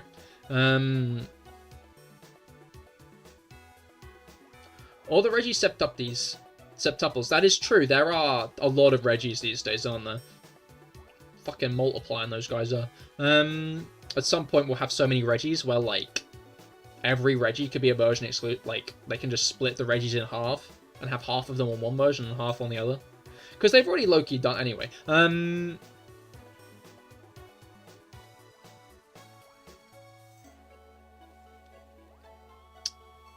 Me trying to talk about random bullshit while chat actually tries to have a conversation it wants to have. Oops, I didn't mean to put that out, but... We need a Reggie fills of me. We do, we do.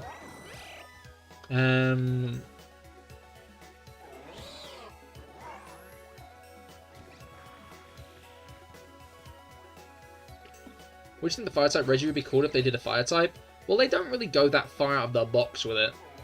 Reggie Ice is Ice-type. Reggie Rock is Rock-type. Reggie Steel is Steel-type. Reggie Lecky, Electric-type. Reggie Drago is Dragon-type. So I think it would just be Reggie Fire. Reggie Pyro, I guess, would maybe be a bit more interesting. But I don't think it would be anything more interesting. Like, it'd be Reggie Fire, let's be real.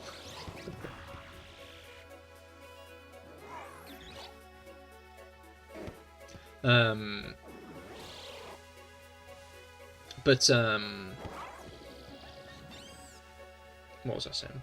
No, yeah, so, like, my fundamental issue is this. Generally, when I, like, watch an anime and decide to read the manga, I go from zero. I go from chapter 1. Because, although, Reggie 2-0? 2-0? Because generally while manga are more... Reggie Roast. I like Reggie Roast. Generally while manga are more faithful, there are fundamentally changes, and additionally it's interesting to see how the manga reads and is, right? Like, I'd say there's definitely value in reading the author's original vision, instead of trying to continue on with the author's original vision after you've just watched someone else's vision of the author's vision.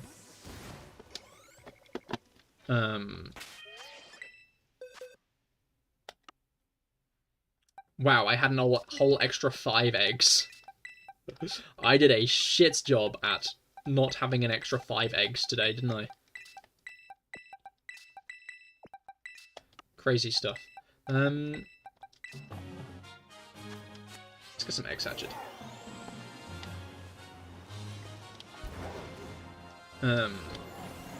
Jokes had different type, what do you guys think it would be like?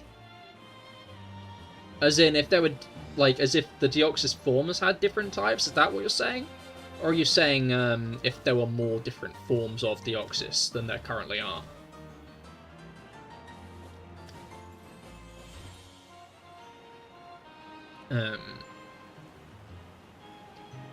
But the issue is with Blue Box is I want to know what's going to happen next instead of reread it from zero. Because, like, from what I understand, the 25 episodes of Blue Box go through about 80 fucking chapters. Considering, like, Dungeon Meshi has about 95. And that took me, like, a solid month or so to get through.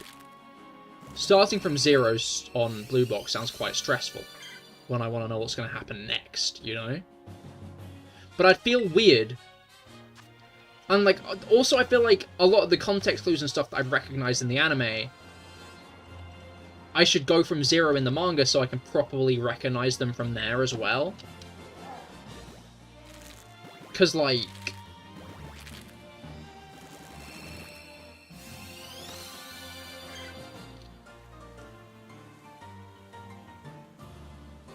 what if things I think are, like, new developments and interesting developments are happening in the anime, when in reality, they're not. They've always been happening in the manga. Like, Deoxys with different typing besides Psychic. Well, Deoxys would only really be Psychic because it's an alien, and Psychic is often associated with space. I could see Rock-type being involved, but other than that, it wouldn't make sense. If you mean what types with the Deoxys forms have, I could see, like, its defense form being Psychic Steel, its attack form being, like... Part of me wants to say Psychic Fighting, but I'm not sure if it would be Psychic Fighting, because it's fundamentally special and physical attack.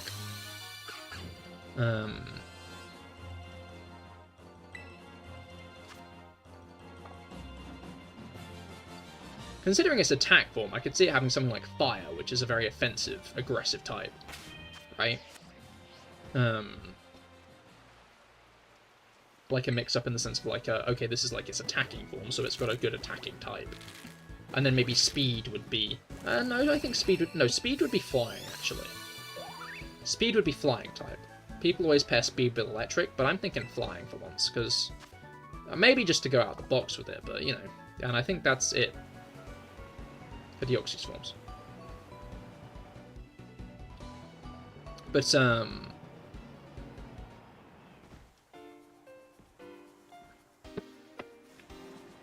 like, yeah, I'm just worried that I'm going to miss things that I wouldn't otherwise miss if I tried to read the manga from just the chapter that the anime ended, you know?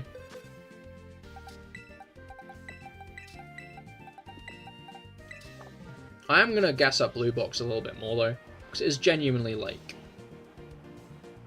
It has been a while since I last watched a romance anime, to be fair. To be fair. I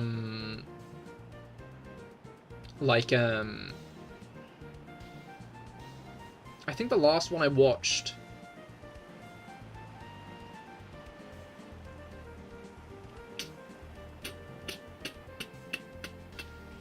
In terms of the kind of, like, vibe of the romance anime, like high school romance, might have genuinely been Toradora. Which was years ago I watched that. So it has been a while, but Blue Box's characters genuinely felt real, which I really liked about it. I feel like often you can put yourself in the immersion of the world of an anime, but fundamentally you can tell that these are anime characters, fictional characters, right? Like, you don't necessarily feel the hand of the author, but you kind of acknowledge and don't feel as if you're necessarily living in, like, an actual world. It's hard to put into words.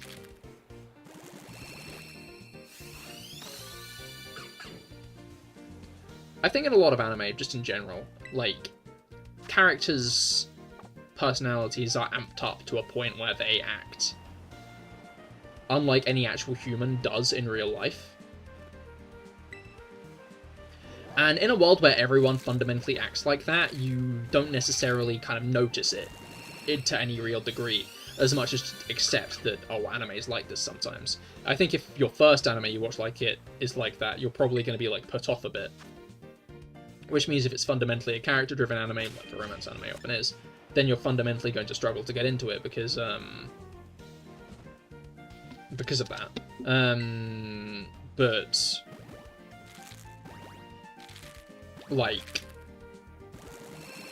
I don't think it's necessarily a bad thing about an anime if it ends up being a bit OTT. If that makes sense. I don't think it's necessarily a sign of a bad anime. But I think especially for like a romance anime, having just characters who genuinely feel like real people works very well. Which is an odd compliment to make. Because you'd expect anything good to have that exact piece as a part of it. Right? Like it's an odd compliment, an odd thing to say about a show. Do you guys think they should do a Primal Evolution for Rayquaza instead of a Mega Evolution? Because they have Primal Groudon and Primal Kyogre? I mean, that was, like, the point of it, though, wasn't it? Like, Rayquaza being a Mega was made specifically so Rayquaza stood out from Groudon and Kyogre in that way. Groudon and Kyogre's power was the primal power of the Earth, whereas Rayquaza's power was the power of the people that placed their hope in it. Because it was the Draconians? I can't remember the name of Zinnia's people. Draconids. It was the Draconids' faith put in Rayquaza that caused it to Mega Evolve. When it beat Groudon and Kyogre for the first time in their primal forms. So, it was a very deliberate choice to give it a Mega Evolution, and I think giving it a Primal Reversion instead or as well would fundamentally undermine that very deliberate narrative choice they made.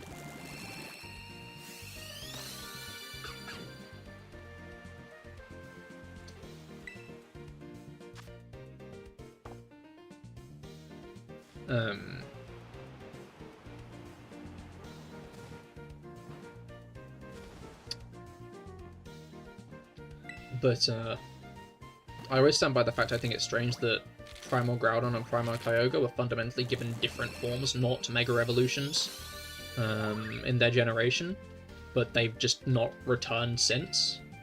They returned in Sun and Moon, to be fair, and they were used a lot in Sun and Moon as well, in the metagame.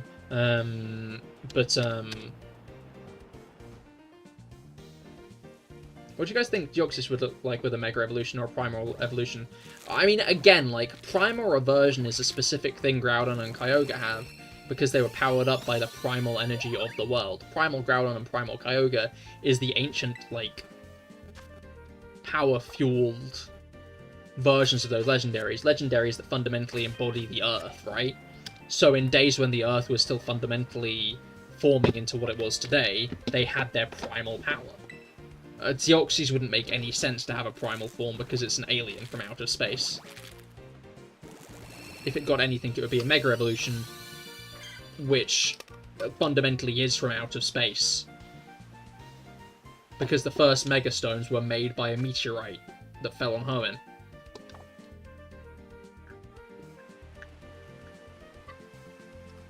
Rayquaza's Mega Stone is actively a meteorite.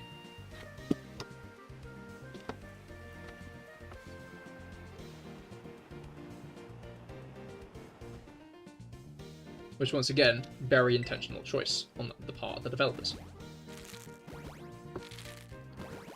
It is honestly surprising Deoxys doesn't have a Mega because of that, I will say that much.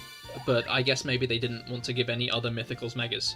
I could see Deoxys getting a Mega in ZA maybe, if they have some kind of plot line that coincides with Rayquaza, but I feel like Rayquaza is going to come into the main plot. So all Mega Stones are meteorites? Have you not played X and Y?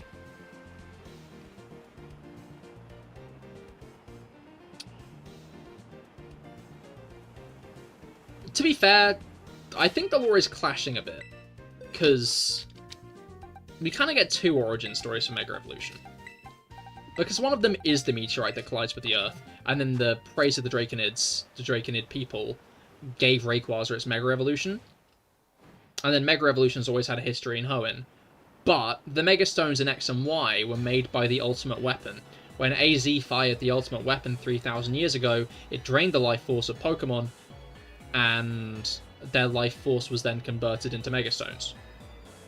Well, the Mega Stones was like made of the life force of the Pokemon who died. From what I understand. Maybe I'm misunderstanding something there. But that's how I understood it, was that the Ultimate Weapon made the Mega Stones.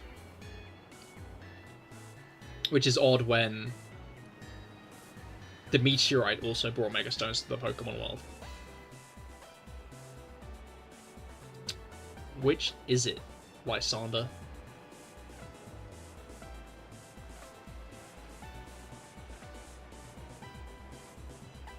So what do you guys think Lucario would look like with a Mega Mewtwo X Evolution Stone, like Mega Mewtwo X and Y? I mean, the X Evolution Stones generally try to bring in an idea, a fan idea. They tend to bring in a left field idea, right? The Y is like a more natural idea of what the Mega of the Pokemon would be. Mega Charizard Y being like a lot more drought focused, given that Charizard's like hidden ability normally is drought, so it unleashes drought when it hits the battlefield, and then Mega evolves into a Pokemon that benefits from the harsh sunlight that is then created with its solar power ability. It's still red, it's just got a third prong, and it's very like firepower based, right? Whereas Mega Charizard X, of course, gets the dragon typing. It becomes black, kind of like it's shiny, and gets blue flames spewing from its mouth. Mega Charizard X is fundamentally what the fandom wanted Charizard to be. Had been asking for Charizard to be for so long. It was fundamentally a fan service Mega Evolution, right? Which I'm not slating, to be clear, I just think it's interesting.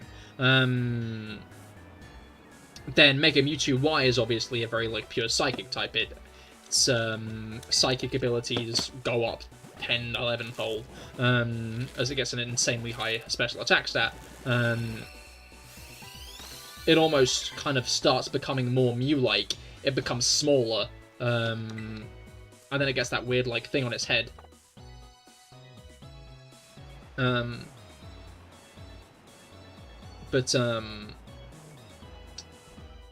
Wait, how is it when Mega Charizard X is Fire and Dragon? It's like water isn't very effective, especially against Dragon. No, it's neutral effectiveness, because it's part fire, which is weak to water, and then part dragon, which is resistant against water, so it's just neutral.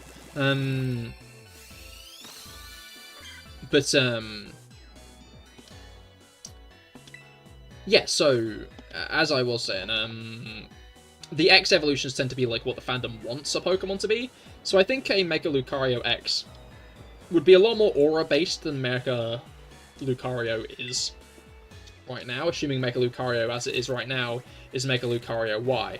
From what I understand, Mega Lucario is a lot more of like a physical attacker-based thing, so I think Mega Lucario Y would be a lot more...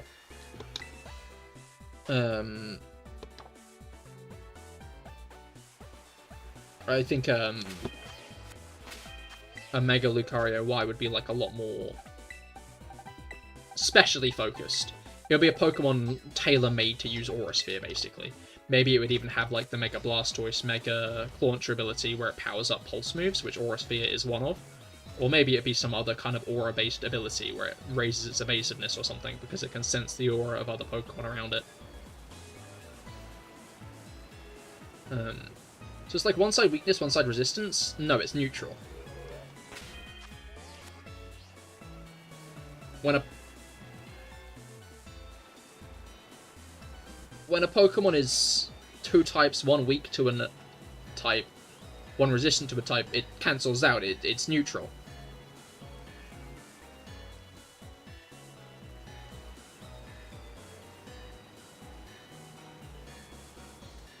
Which is pretty intuitive.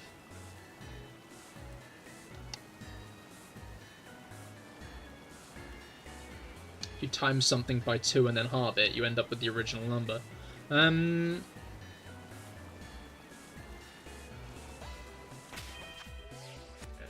wait, yeah. He's got it up to 50. But yeah, oh. If we're talking a different Mega form, Rain or Y, I'd lose my shit. What would Rain or Y be? Is my question. Because again, Y is very much kind of like an out of... I never really not Rain or Y. Wait. Raina X, I think. Because Mega Raina, as it is right now, is very much a natural progression from Caesar.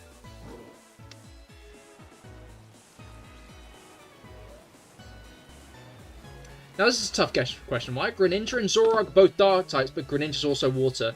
That's what? What? Greninja's a frog. And a ninja, right?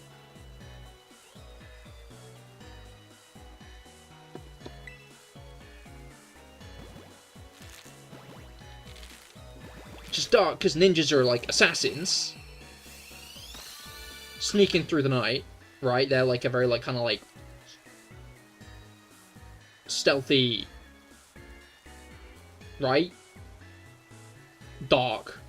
And then it is a frog.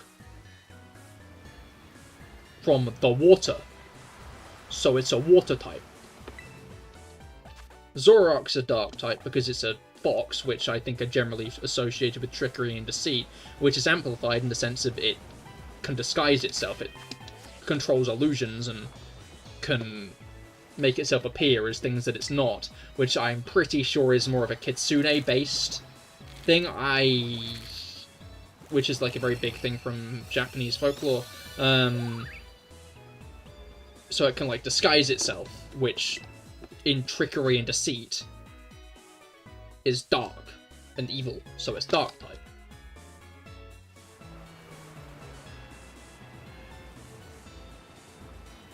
Wasted all your Herb Mystica on the Beldam outbreak? No! Did you not get any? What's your least favorite Mega?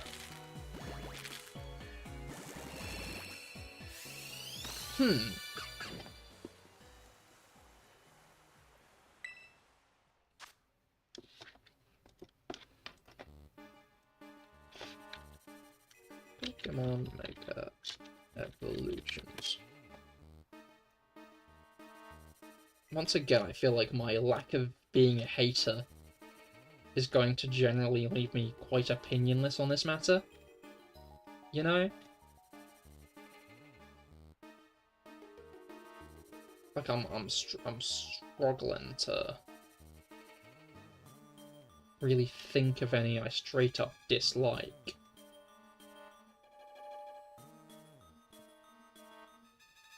But that doesn't mean the least favorite is one I necessarily hate. It's just one that I don't care for.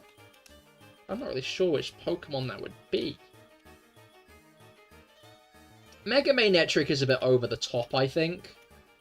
In the way it kind of looks like a lightning bolt now. I think they went a bit too far with that, you know. I think they took it a bit too far. So Zoroark is like a Ditto because it can make people look like a different Pokemon.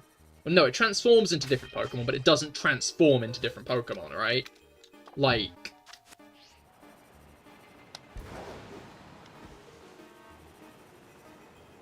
Have you ever played a Pokemon game?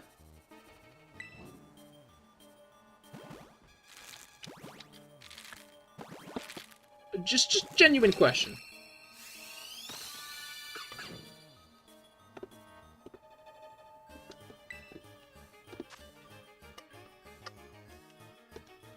Yours is the Bomber Snow or Aggron? I like a Bomber Snow.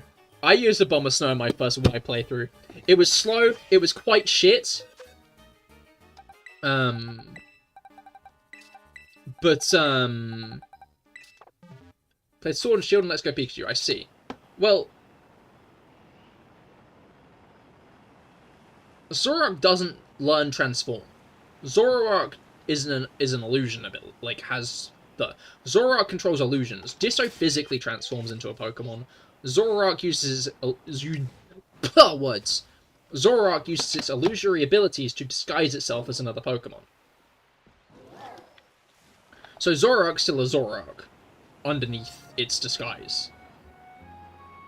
If you hit a Ditto with a fighting move, it's super effective. Ditto's normal type. But if Ditto transforms into a bug type, if Ditto transforms into a Butterfree, then it then resists fighting moves, right? Because it's a Butterfree. Zoroark, on the other hand, if its illusion abilities make it into a Butterfree, which would only be possible if you had a Butterfree in the back of your team and a Zoroark in the front, then Zoroark would still be weak to the fighting move, because it doesn't literally become the Pokemon. It only becomes... It disguises itself. It's an illusion. So they're different, like, types. Zoroark is a trickster, whereas Ditto is a mimic. Your least favourite Mega Pokemon is Venusaur. I quite like Venusaur, but I'm in general a Venusaur fan. I feel like the Kanto starters are still up there with some of the best, I think. And I say that as someone who didn't grow up on Red and Blue. I think they very much did a good job with those three starters, which is probably important given it's the very first generation of Pokemon. You have to wonder if the starters were a bit weaker, if they'd be as... If like, the games would have been as popular, right? Because I feel like Charizard being Charizard probably attracted a lot of, like, young kids to Pokemon, because they were like, oh, cool dragon! You know? They're like, oh, awesome dragon! I love awesome dragons! Been getting into awesome dragons recently. I think it's only when Felix asks me what's my favourite Mega Pokemon do I realise that, like... I'm trying to figure out if there's any Mega that's been chosen for a Pokemon I care about particularly at all. Maybe this is one of the reasons I'm so ambivalent on Mega Evolution. Because there isn't that many Pokemon that I care about that have them.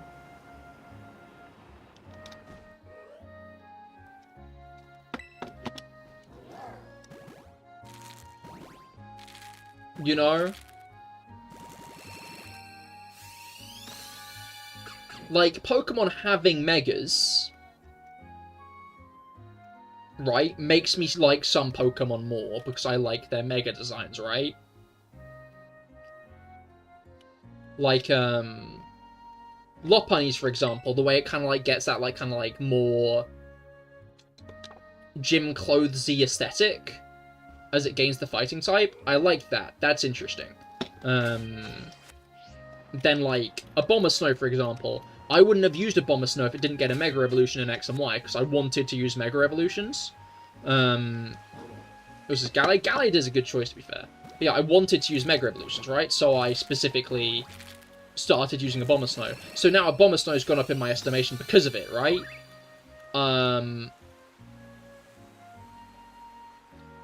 But, like, it's a tough one, but I think I'd go with Swampert.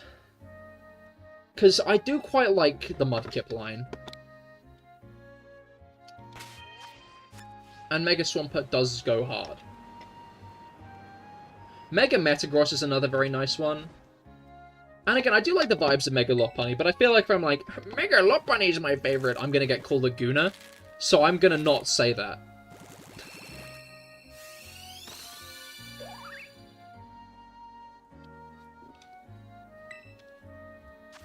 I think at Mega Arena, I would embrace the Scyther form and give him like 2 sides. Oh, that's fair. It kind of becomes more like its previous form. I could see that. I could see that. I feel like Mega Gyarados has a pretty solid shot of like going higher in my estimations, specifically because I'm planning on using one in Legends EA. But I hope some Pokemon I do like have feelings about gets a Mecha. Obviously, Krogunk isn't going to, though. Delphox would be a cool one. I'd be very much behind a Mega Delphox. Although I'd rather Mega Primarina. I feel like we're getting Mega Delphox, though. I'm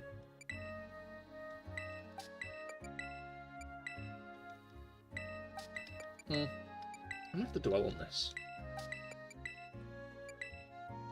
Yo, we got a bot! Yo, we got a bot! You'll love to see it. Oh, it's been restricted. You guys can't see the bot. That's actually kind of sad. Yeah, you'd unfortunately get Mega Toxicroak. Yeah.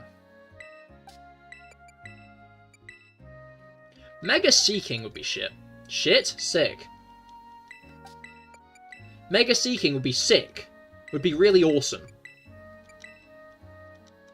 Do you like Mega Beedrill or Mega Mewtwo X and Y? Mega Mewtwo Y I'm quite fond of, but Beedrill I'm ambivalent on. I think it's fun that they gave Beedrill a Mega Evolution, because Beedrill isn't really a Pokemon many people really would have expected to get a Mega Evolution. Grizz! Grizz, how goes it? I hope you've been well.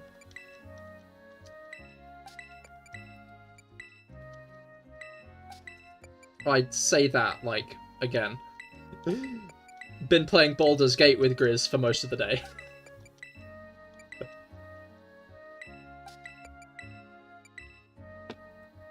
But still been a bit since a Gredley last popped into chat. But yeah, no, I'm shiny hunting today, doing some good old shiny hunting once more, as always. Looking for some shiny starters. This isn't the group I need. This isn't the group I need at all. Out of all the Mega Pokemon, which one do you think is the strongest? Well, it'd probably be Rayquaza, right? Like, just unambiguously.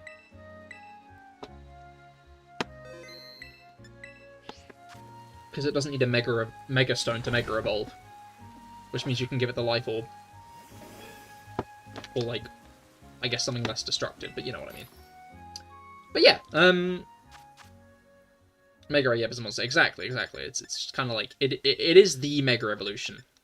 People hype it up for a reason.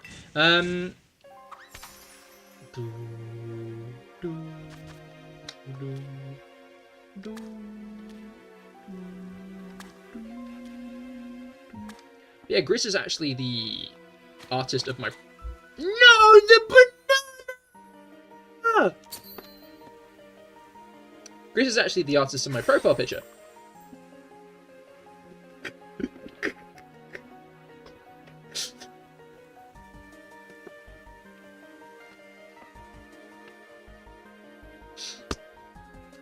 Banana! This is where I start worrying then.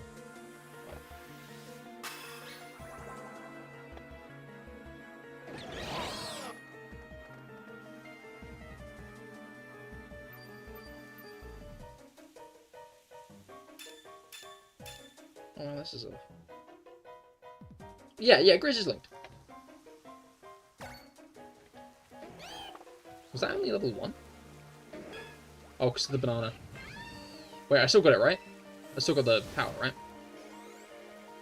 Yeah, Grizz is linked down below. Would highly recommend checking them out. Oh, I still got egg power.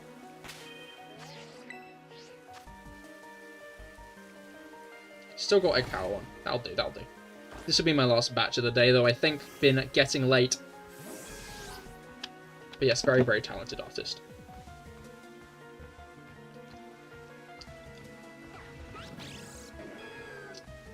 I say that often. I've got a lot of talented artist friends.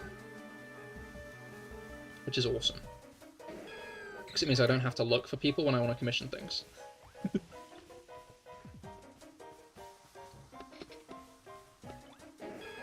What do you think Dragonite would look like if it had a Mega Evolution? I think it'd be cool if it kind of like, went more snake-like, back like Dragonair. Obviously, like, Dragonite is a very, like, kind of typical cartoonish dragon, which is interesting because Dragonair is not quite a traditional Asian dragon, but, like, it's a lot more along those lines, right? Whereas Dragonite is very, like, a big, cartoony vibe, right? What was it called? Yeah, Dragonite's big, cartoony vibe, so I think it'd be cool if kind of, like, maybe merge its big cartoony vibe with, like, the kind of Dragonair snake-like aesthetic. Oh shit, the countdown begins. 10 days till the new Switch? That is a fair point. That is a fair point. That will be exciting. Again, I'm probably not going to buy it on release. You going to buy the new Nintendo Switch, Grizz? I'm going to be interested to see how many years it takes, if any point at all, for the Nintendo Switch 2 to become the, like, kind of must-buy that the Switch 1 became. Because I know, like, most of my friends have a Nintendo Switch.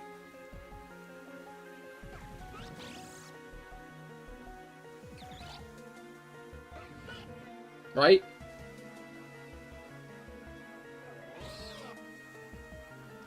Most of my friends have a Nintendo Switch. Like, and, like, obviously, like, it makes sense based on the fact that I like Pokemon and stuff, so obviously, like, a lot of connections I've made it through, like, this, right? I made it through, like, through this and whatnot. Which fundamentally, like, what brainwave am I trying to squeeze out my bloody thing? By the way, Cahir, I don't think in all our years of friendship I've ever asked you how old you are. But if you don't want to answer something like that on stream, that's chill. I just forgot when we played Baldur's Gate 3. I feel like you have known at some point in our friendship how old I am. Because, like... No, you must have. You must have. Because I have just... Because I've known how old you are. I've generally been aware of the fact that you're about 2 years younger than me. He's 8. Felix is right. I'm 8. I'm 8 years old.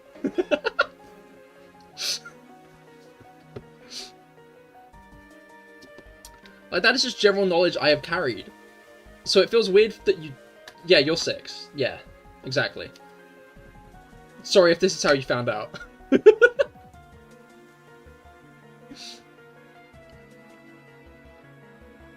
Hags, OMG. Because we're fucking 6 and 8. Yes, I am 23, and I will be 24 on the 18th of June. My brain's almost fully developed!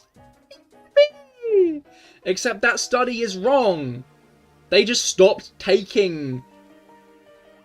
Old? Finn, you are a year older than me! Oh, buddy, you're 20? No, that still makes sense. Because you're 21 this year, right?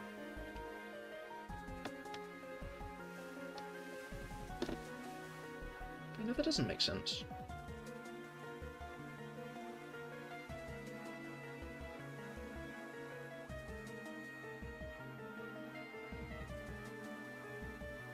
That is 3 years, but I could have sworn you said you were 17 when we met.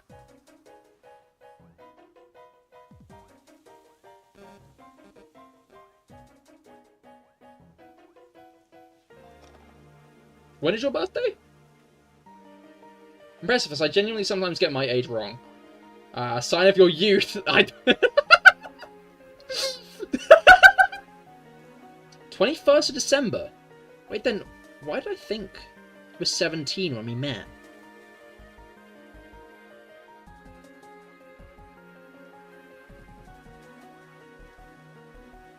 Peculiar.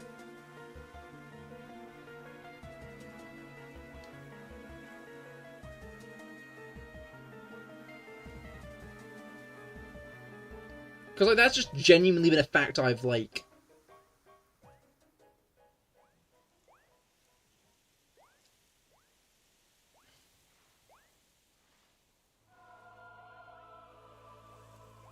Well, it's just the thing that confuses me about that, right? Is...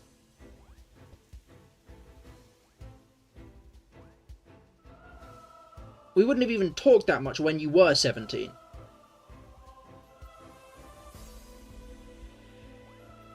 I'm baffled. But you don't care. You find out new things every day. Exactly, exactly. That's actually a really good point. It's not that bad that I forgot your age, because you didn't even know mine. You didn't even know mine.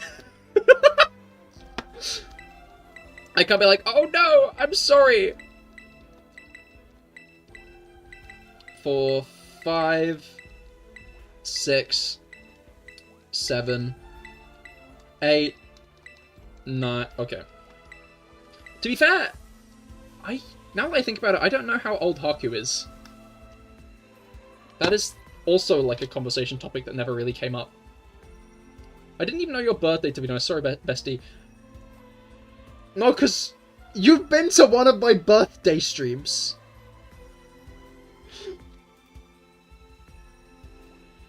I think the one YouTube stream you've ever come to was one of my birthday streams.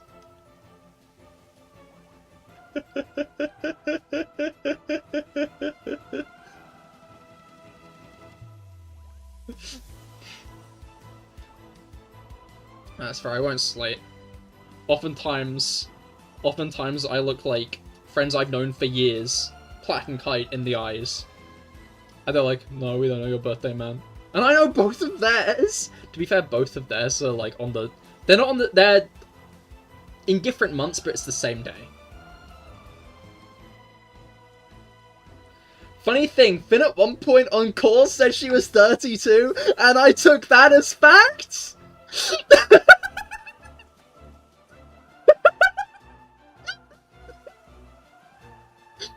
Shit. Yeah, no, Finn is actually 32. You're right on that. Finn is 32 years old.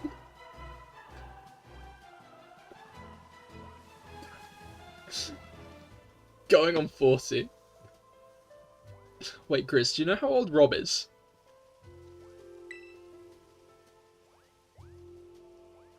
What is this? 13, 14... Okay, I want you to guess. I want you to guess this. I think Haku told me he's in his 30s. Oh, interesting. So, you and I are still closer in age. Wait, no, if I say that. Can't open my mouth on that. Forget that when making your guess. I think Rob is in his early 30s or late 20s. Interesting. You'd be right. He probably wouldn't agree. I won't say Rob's age if he doesn't want it said.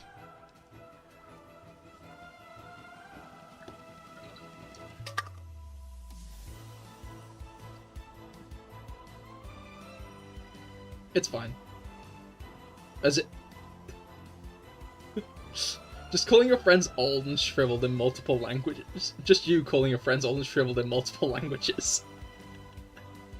Yeah, no, they all are. It's as simple as...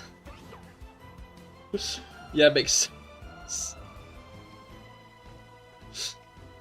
Which I'd say is early 30s. Because it's still like the it's still pre-35, right? 14, 15. Yeah, so, like, Rob and Haku are... You and Haku make old-timey references all the time, so it makes sense you're around his age.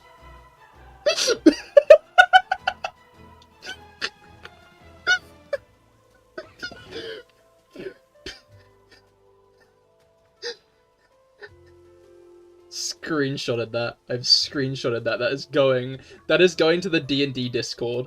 That is going to the D&D Discord. Rob will take that lying down. Rob will take that lying down because I think he genuinely believes he's on death's door.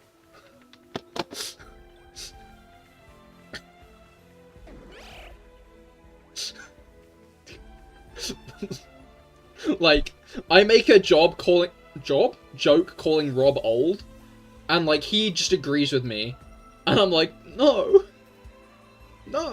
buddy, you're not that old. Which is maybe mostly an assessment because obviously my sister is as old as Rob, actually.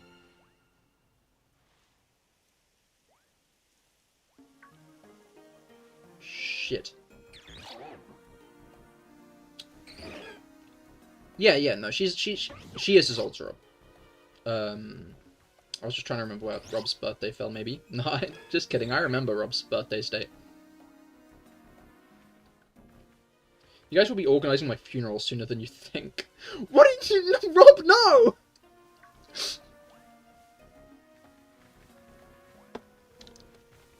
Rob! No, you're still full of youthful vigour.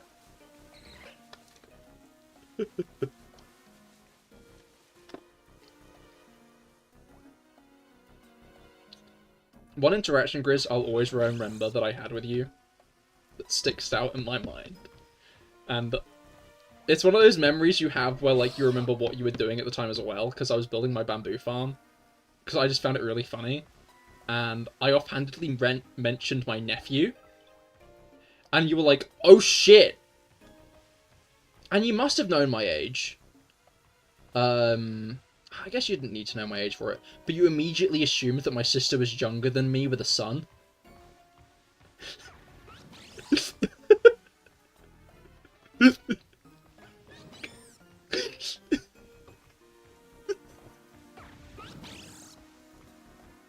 I just found that so funny. I was like, no, Chris, no, she is... to be fair, she is a decade older than me, which is, I think older than most siblings. A bigger age gap than most siblings. Have. But, is fundamentally how it is, but, like, I just found it funny that, like, it makes sense, right? Because... oh, your brother is 12 years older than you. And then you have a younger one as well, right? Yeah. What is this? 15? No, wait, this might be like 17. 18? I don't actually know how many eggs I'm on. I'm going to be honest. I'm going to finish this egg batch and then I'm going to look. Because I don't know how many eggs I have. Yeah, like 2 younger ones. I see. That is very interesting then, because... oh shit, these guys have been going into the wrong box. Because I assumed that you thought that my sister was younger than me. Because of your younger brothers. But no, you have one with a bigger age gap, in fact. Okay, I only need another 7. And I probably did. I mean, yeah, I guess that does make sense. It's a little silly. No, that's fair. I just found it funny. But, like, your mind immediately, like, lets me, like, thinking that it was our younger sister who had a son. But no, she... I don't think she was married at that point, because she only got married in later 2021. But, she is married. With a second kid now. In fact, I found out I was... a great uncle, second uncle, uncle times 2, live on stream, and I tried to be subtle about it, but like there was a big grin on my face, and I was like, sorry, I just got some news, and continue playing, to which Rob responded, congrats on being an uncle, man. Because I had already mentioned that my sister was pregnant again, to be fair. This was a fact that I'd already clarified. But I always just find it funny how Rob immediately clocked on. I can't remember how open I'd been about how close. To be fair, actually, I might have properly mentioned it at that point, because, what was it called? So, my sister was due last March. Louis' birthday is, I believe, March 11th. Pretend I didn't just dox him.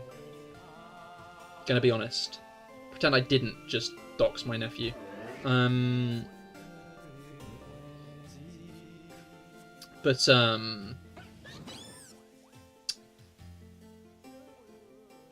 Shit.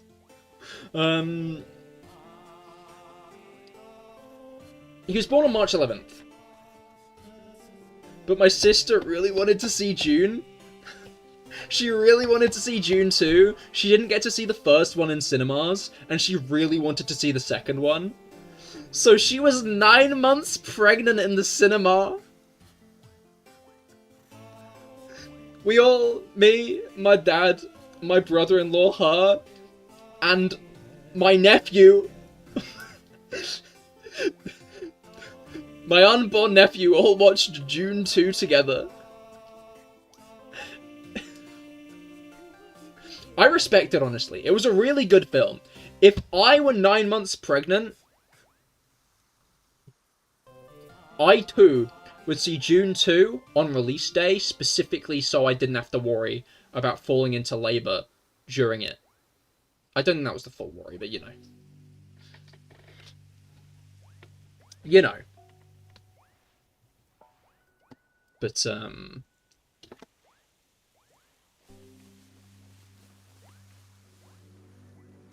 like, I respect it, you know.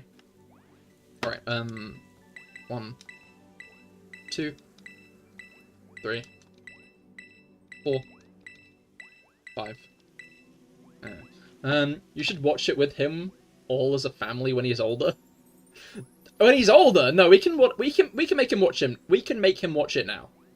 Personally, I think the younger you are, the better it is to be told about the dangers of like power, absolute power, and messiah complexes.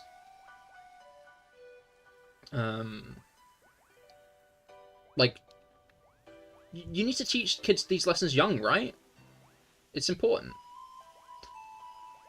And big worms.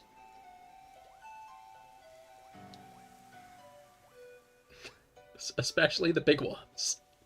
God, I was talking about Interstellar earlier, but now I'm thinking about June as well. Like, those are some, like, top-tier films. I'm looking forward to June Messiah. I finished Children of June recently. Reading it. Oh, that's fucked up. And that was another very good book. I've been on a bit of a sci-fi binge lately. I feel like, to be fair, I've not been, because I watched Blue Box, which was a romance anime, but, you know. I feel like I've overall been on a bit of a sci-fi binge lately. I feel like I maybe need to stray a bit away from sci-fi, read some, like, non-sci-fi related things. To, Also, since you mentioned it, a sweet core memory I have was you asking if you were going to keep up streaming during the first time I watched of yours.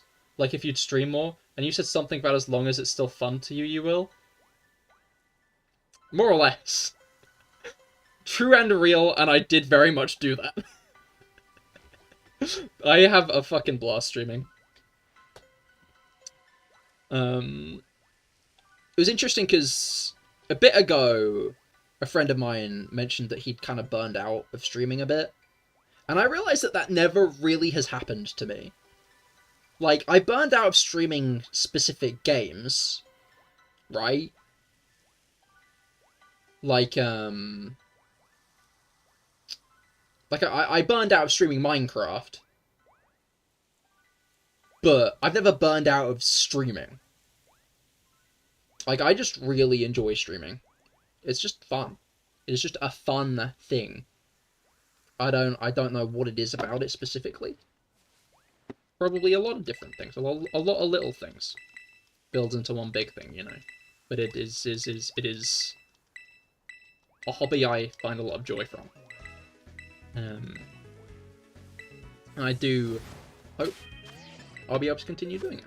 But as I said to you before, I will stream as long as I find it fun.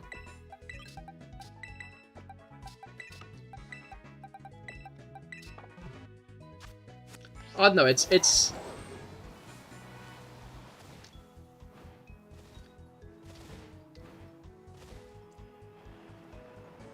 What's it called? Like, to know that I shared that sentiment with myself of today, I find quite sweet. Because, like, it's fundamentally a sentiment I had probably always kept subconsciously, but I reinforced recently because of that. It made me realize, oh, I still do have such fun streaming. And yeah, I don't have a lot of core memories beside that. Me meeting Plat and Kite, us traveling on some minecart thingy, and having some conversation.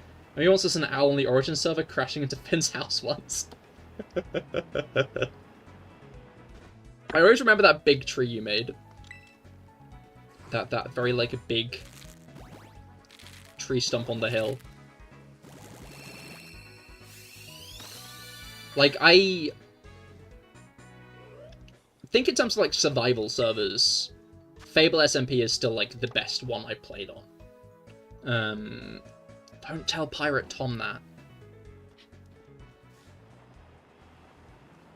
You actually do not, surprisingly. That was your base! Like, I had a lot of fun on Fable SMP. Which, to be clear, was my first proper Minecraft SMP, which I made with, in fact, Grizz was the main one who prompted me to make it. Because we started discussing, like, Dream SMP and stuff.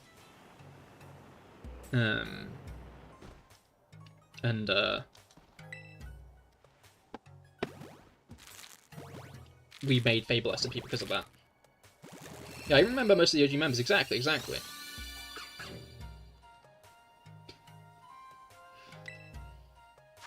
Big tree stump sounds like if our Baldur's Gate characters got into the other D&D game. True enough.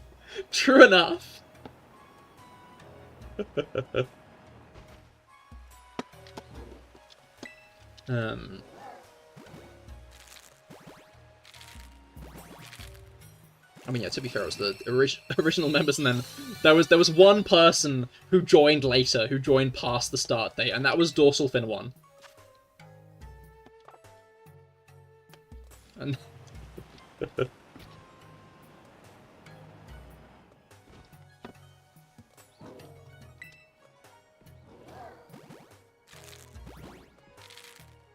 I wish we could make a campaign with these other characters, like an evil campaign / one-shot. That would be interesting. You should... Well, the issue is you're saying that because you probably want to play along with it. But... additionally... you can be the change you want to see in the world.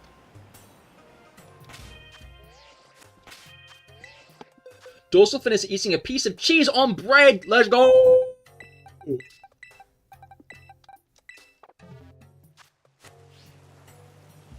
Impressive. You know what? Impressive and fun. Eating cheese on a bread is impressive and fun. But yeah, Grizz, if you want to see that, you could always run the one shot.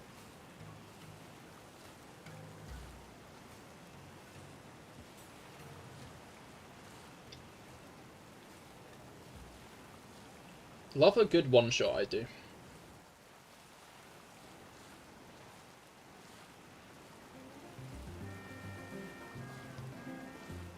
I love a good D&D, to be fair, just in general.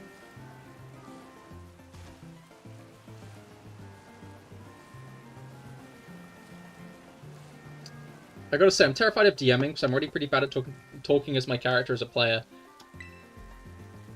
I feel like DMing is still a bit of a different beast than just being a player character, though.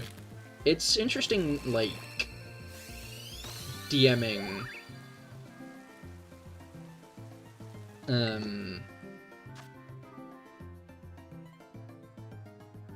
It's interesting DMing, especially when you build up the narrative from the ground up. Because, like, it's fundamentally a world you kind of know inside and out. But I think it can also be hard then as a first-time DM in accepting the player's role in the world.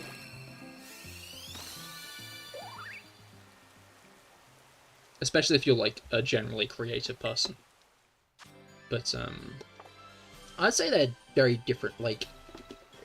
Being a DM and being a player are very different beasts, and in general, if you want to build up more confidence playing as a player first, then fair enough, but I think it's easy to set a goalpost and then keep on moving it. If DMing is something you're at all interested in, then I'd recommend just giving it a try. I feel like I've always heard the consensus that DMing is much harder than playing.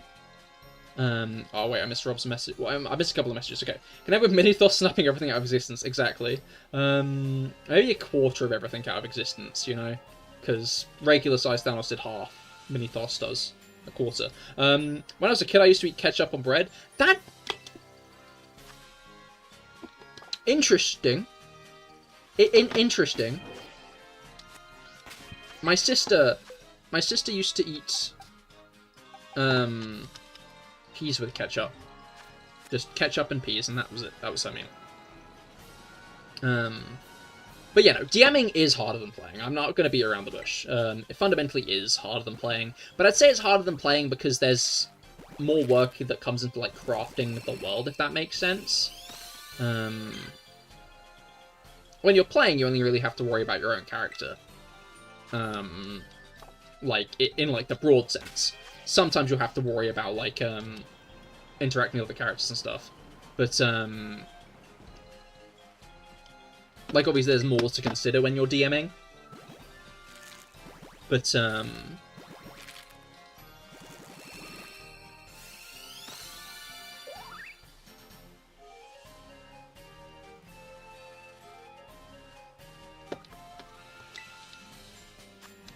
I think it can be fun to plan it out. If you're into, like,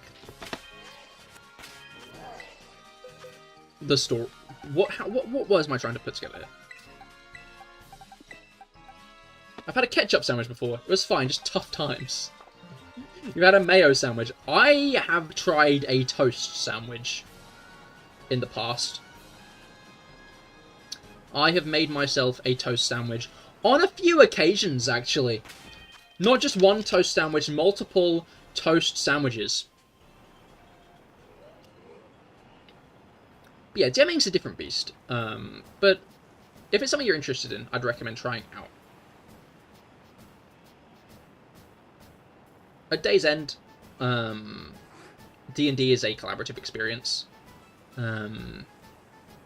So, even in, like, worst case scenarios are hard to find in D&D. Because as long as you're not, like, deliberately fucking your players over, they're probably having a good time. Both you and Haku have recommended it to me. I'm starting to feel like I'm being given a sign. I feel like it's a very, like, classic thing of people who have even DM'd a few times in the past. Be like, you should try it. Because it's a very interesting side of D&D to sit on the other side of the screen.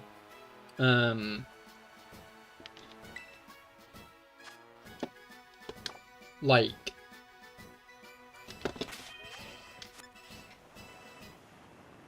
Yeah, no, it's like, I've... It's been a while since I've DM'd, just because I don't know, I'm not all that confident in my abilities, but I think I might try again at some point soon. I've got a few ideas, so we'll see. But it is fun. It is a lot. It is a decent chunk more involved, because you've got a lot of planning to do, right?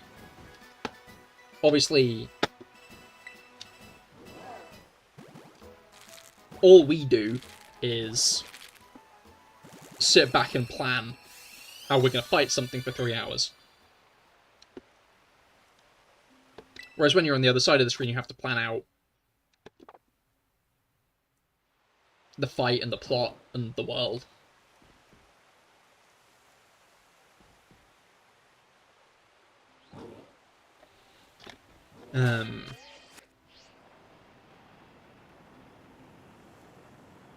Like, think about how many aspects of our characters we now have filled. Like, think about how many blanks in your character you had when you started off this campaign, and how many have been filled in by Haku himself. I appreciate that, Gris, but I think I'd be horrible. But I've got mad respect for people who can. I think you'd be good at it. I think you're both selling yourself short. If not selling yourself short, warier than you need to be. Because I'm not sure if I finished this thought, but D&D is a collaborative process, which means even in a worst-case scenario, which again is hard to fall into, but even in a worst-case scenario, none of us are gonna judge you for it. D&D is fun in just it's having a fun time with your friends, right?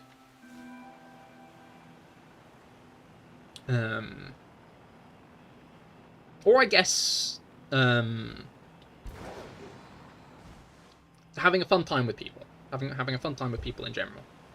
And unless you've got like an arsehole around, which we don't. We just don't. Like, it is hard to have a bad time.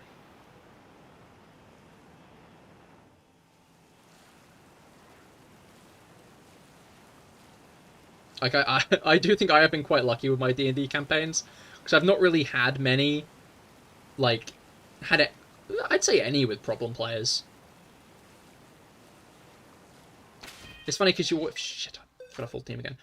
You always hear those horror stories, but I've yet to stumble across many of them.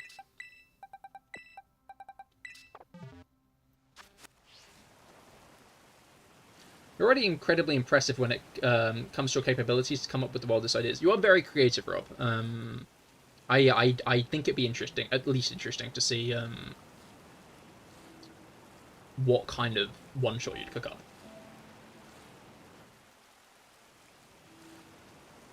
If not straight up, what kind of world. But, like, that's the thing, is, like, people always say, like, I think it's very easy when someone says DMing for you to think of the whole shebang, right?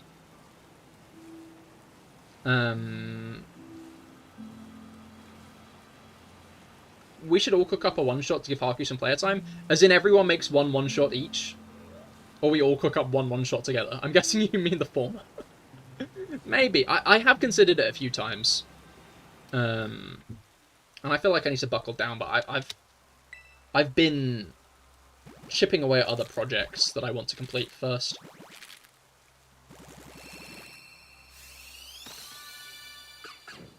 Is my dilemma. There are other things I've been trying to get off the ground that are fundamentally taking up my creative juices.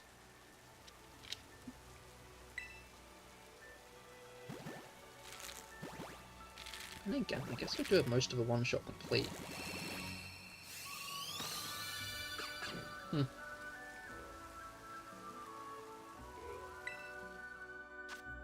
I'll be interested if you ever feel like it. Well, of course, exactly the same. Like, it's very much been something I've considered. It's just, again, like, creative juices have fundamentally been elsewhere. I feel like you'd be a good GM. I've had issues in the past with GMing, honestly. I think, especially, like, long-form campaigns, it can be a bit difficult too. Like, which is mainly what I've run. It can be, like, difficult to...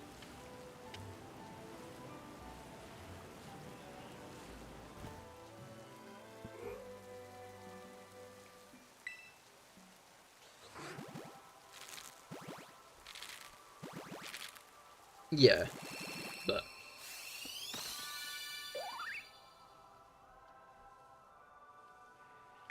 Do you remember any of your D&D characters? Most of them. Most of them. Well, I've got 2... Fuck, I've got like 7 D&D characters running on right now, because I've got the campaign I'm in with Grizz, Rob, and Haku. Then I'm in another campaign that my buddy Platt is running, which is in person. But right now he's got a lot on his plate, so we have a gap. And that gap is being filled by 2 on-running shorter campaigns. One being a proper D&D campaign.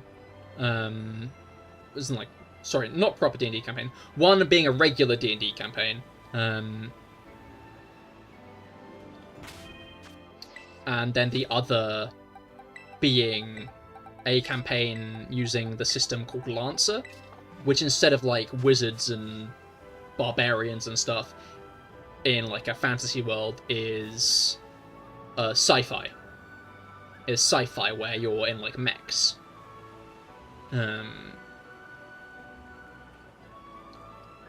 But you phrase it like an older character, which I'll tell you about instead. Which the one I have the fondest memories of is Kaze, a Kitsune paladin.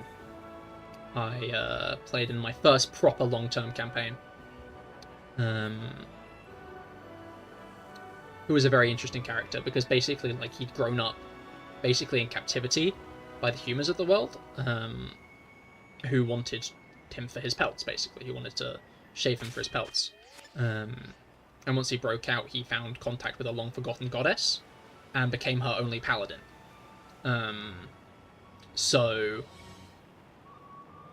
went on trying to like reignite her religion, whilst dealing with the fact that he was a paladin who fundamentally had a very deep hatred for humans. I have a feeling I'd struggle with multiple NPC personalities, especially if they had to be evil. I'm just not good at that kind of mentality.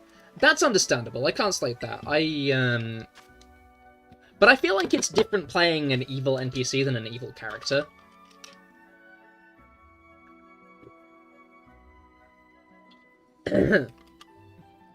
Like, I don't know. I always see an evil NPC as an obstacle for the players to overcome, rather than any extension of myself. But I could see the, like, clash there.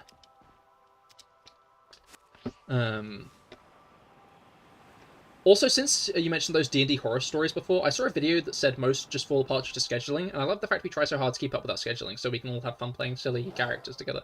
No, yeah,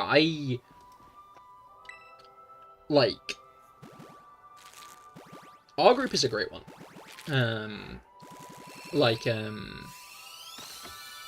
I am impressed. So impressed, because, like, for context, we've more or less had a consistent year of sessions.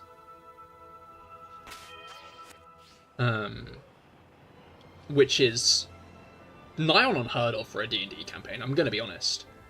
Like, if you guys ever find other groups,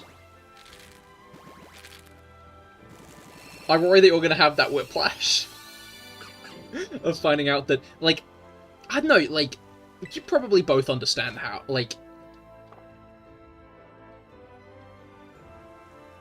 the biggest pitfall of D&D is just the fact that it is very hard to organize meetups as an adult. More than just the... So it's not like a D&D thing, it's just like a general life thing, you know? I felt I struggled building the general story up without inconsistencies, then filling those inconsistencies on the spot. I mean, yeah, but that's the fun thing about D&D, is, like, it's all improv.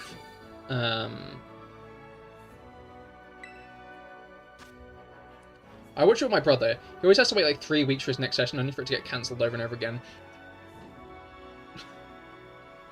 That is the archetypical D&D event.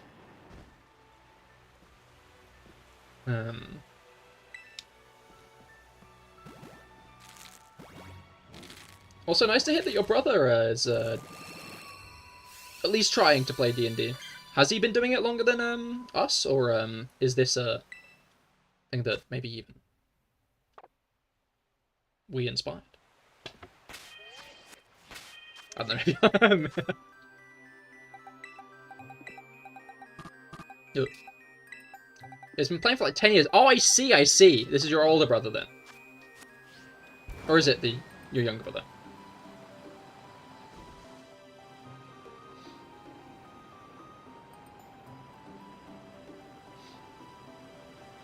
Yes, older. Okay, I see, I see. I guess I fell into the same pit trap in assuming that it was your younger brother.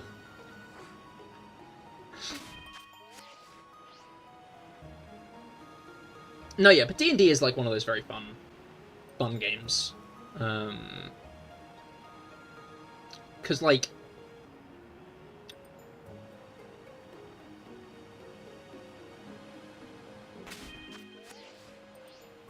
how do I put this? When me and Haku, because I went to Haku being like, hey, do you have any like resources for like where you find D&D campaigns to join? Because I wanted to join a D&D campaign.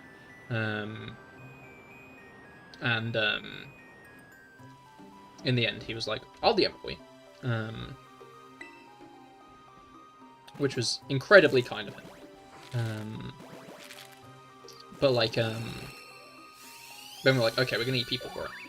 You were like genuinely like the first two people who came to mind. Because of course Grizz, you being like the person who,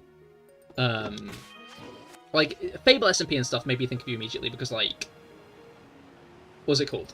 Well, just the fact like you'd very much shown interest in like that kind of imaginative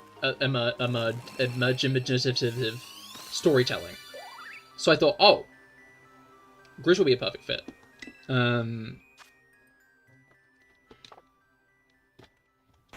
Just because it seemed like something that, if you weren't already playing, you'd be interested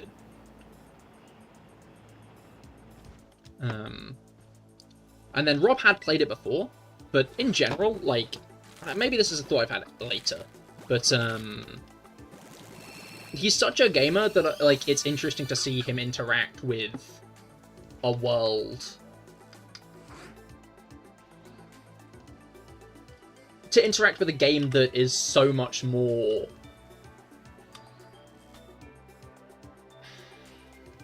Most games are like already made. This is one where it fundamentally like tiles out in front of you. If that makes sense. Your personal favorite class is a mage and barbarian. Your basic? No, that's fair. That's fair. I think basic is fun a lot of the time. Like for this campaign, I almost tried to play like the archetypical like old sage wizard, although with a twist, because it was going to be like a guy who was going to be an old sage wizard by the end of the campaign, but like he was slowly, but like he'd been cursed with like an aging curse, so he was going to age quicker. He was going to like grow older fast, so he would have become like the old ancient wizard by the end. Honestly, don't think I can commit to another group, which is why I haven't gone to my mates at work who do play it. I could probably do a one-shot if I do something, but I want to be able to fully invest into this one. No, that's fair. I've capped myself out on 2. I've been invited to a few others, and although it is a shame to have to say no to them,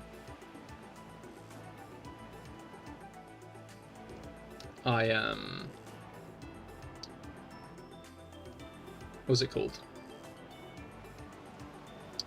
Like, I couldn't do more than 2. Yeah. Hey Cahir, if you're facing a Eternatus fusion Necrozma, what Pokemon do you use to beat an Eternatus Necrozma fusion?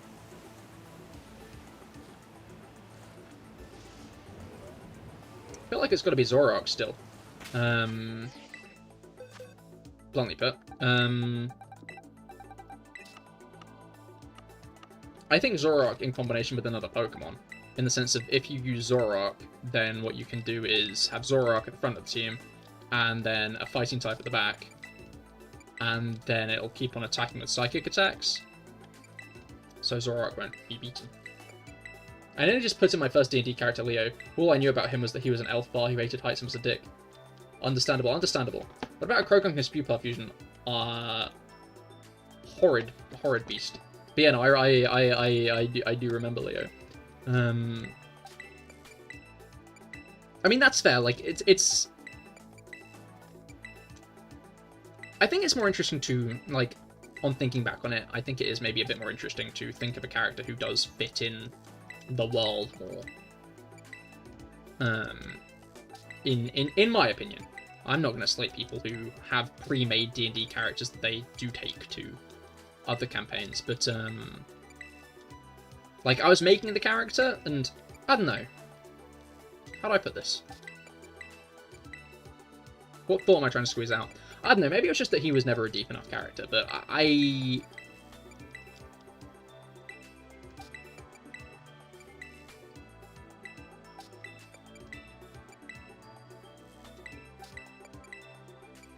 always try to make a D&D character who's got, like, a firm goal that they want to reach.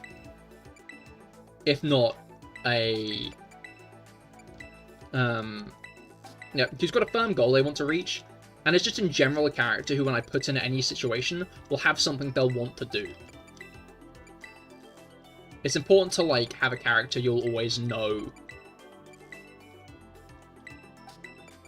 what they'd do on their downtime. Would it be bug poison or bug fighting? Bug poison, I think, and its aura would just be vile. Yeah, no, it would be a absolute monstrosity sin to the world, I think. Especially since Verdanara. Also, I'm glad I didn't go with him, because no story and mean is not a good starter kit. Yeah, no, but to be fair, I feel like you definitely could have made more to that kind of character.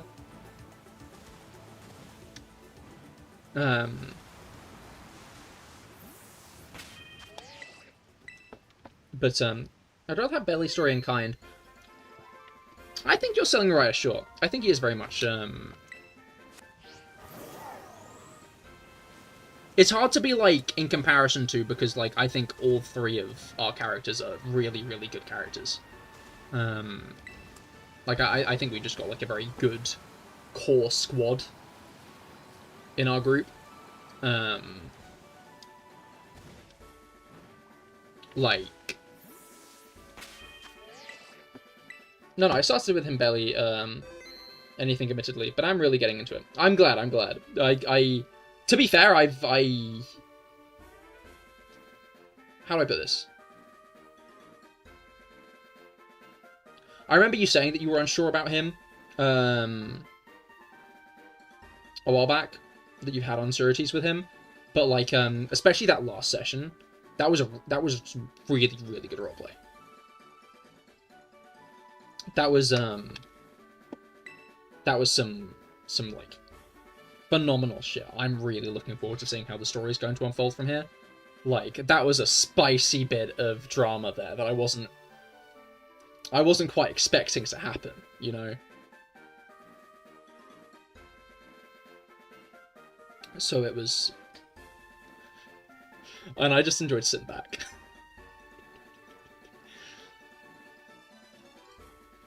But yeah, okay, it is 11. Yeah, me and Rob are cooking right now. Oh, you're cooking. I mean, I've got plans.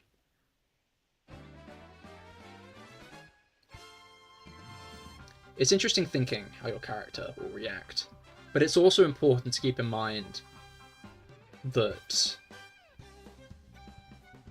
there'll be a context to how the reveal happens.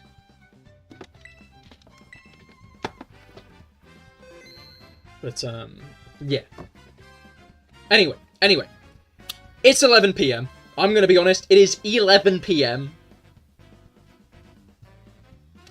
And I've got to get up early tomorrow.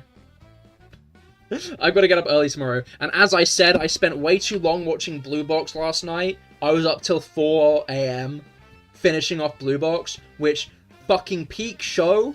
Big up Blue Box. If you want to watch a romance... Blue Box, watch Blue Box. If you don't want to watch a romance, I want to say watch Blue Box anyway, but it'll probably mean you don't want to watch Blue Box, which is fair enough. But Blue Box was a very, very good show, and I'd highly recommend it.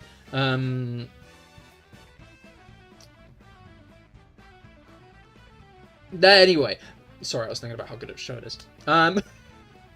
Anyway, thank you for coming. I'll be live again on Wednesday with Genshin, more Genshin help. And on Friday, I'll be live once again with more Dynamax Adventures. So do be sure to stop by for some Dynamax Adventures. But yeah, thank you all for coming. I hope you all had a great time. And I will see you all then. Goodbye and good night.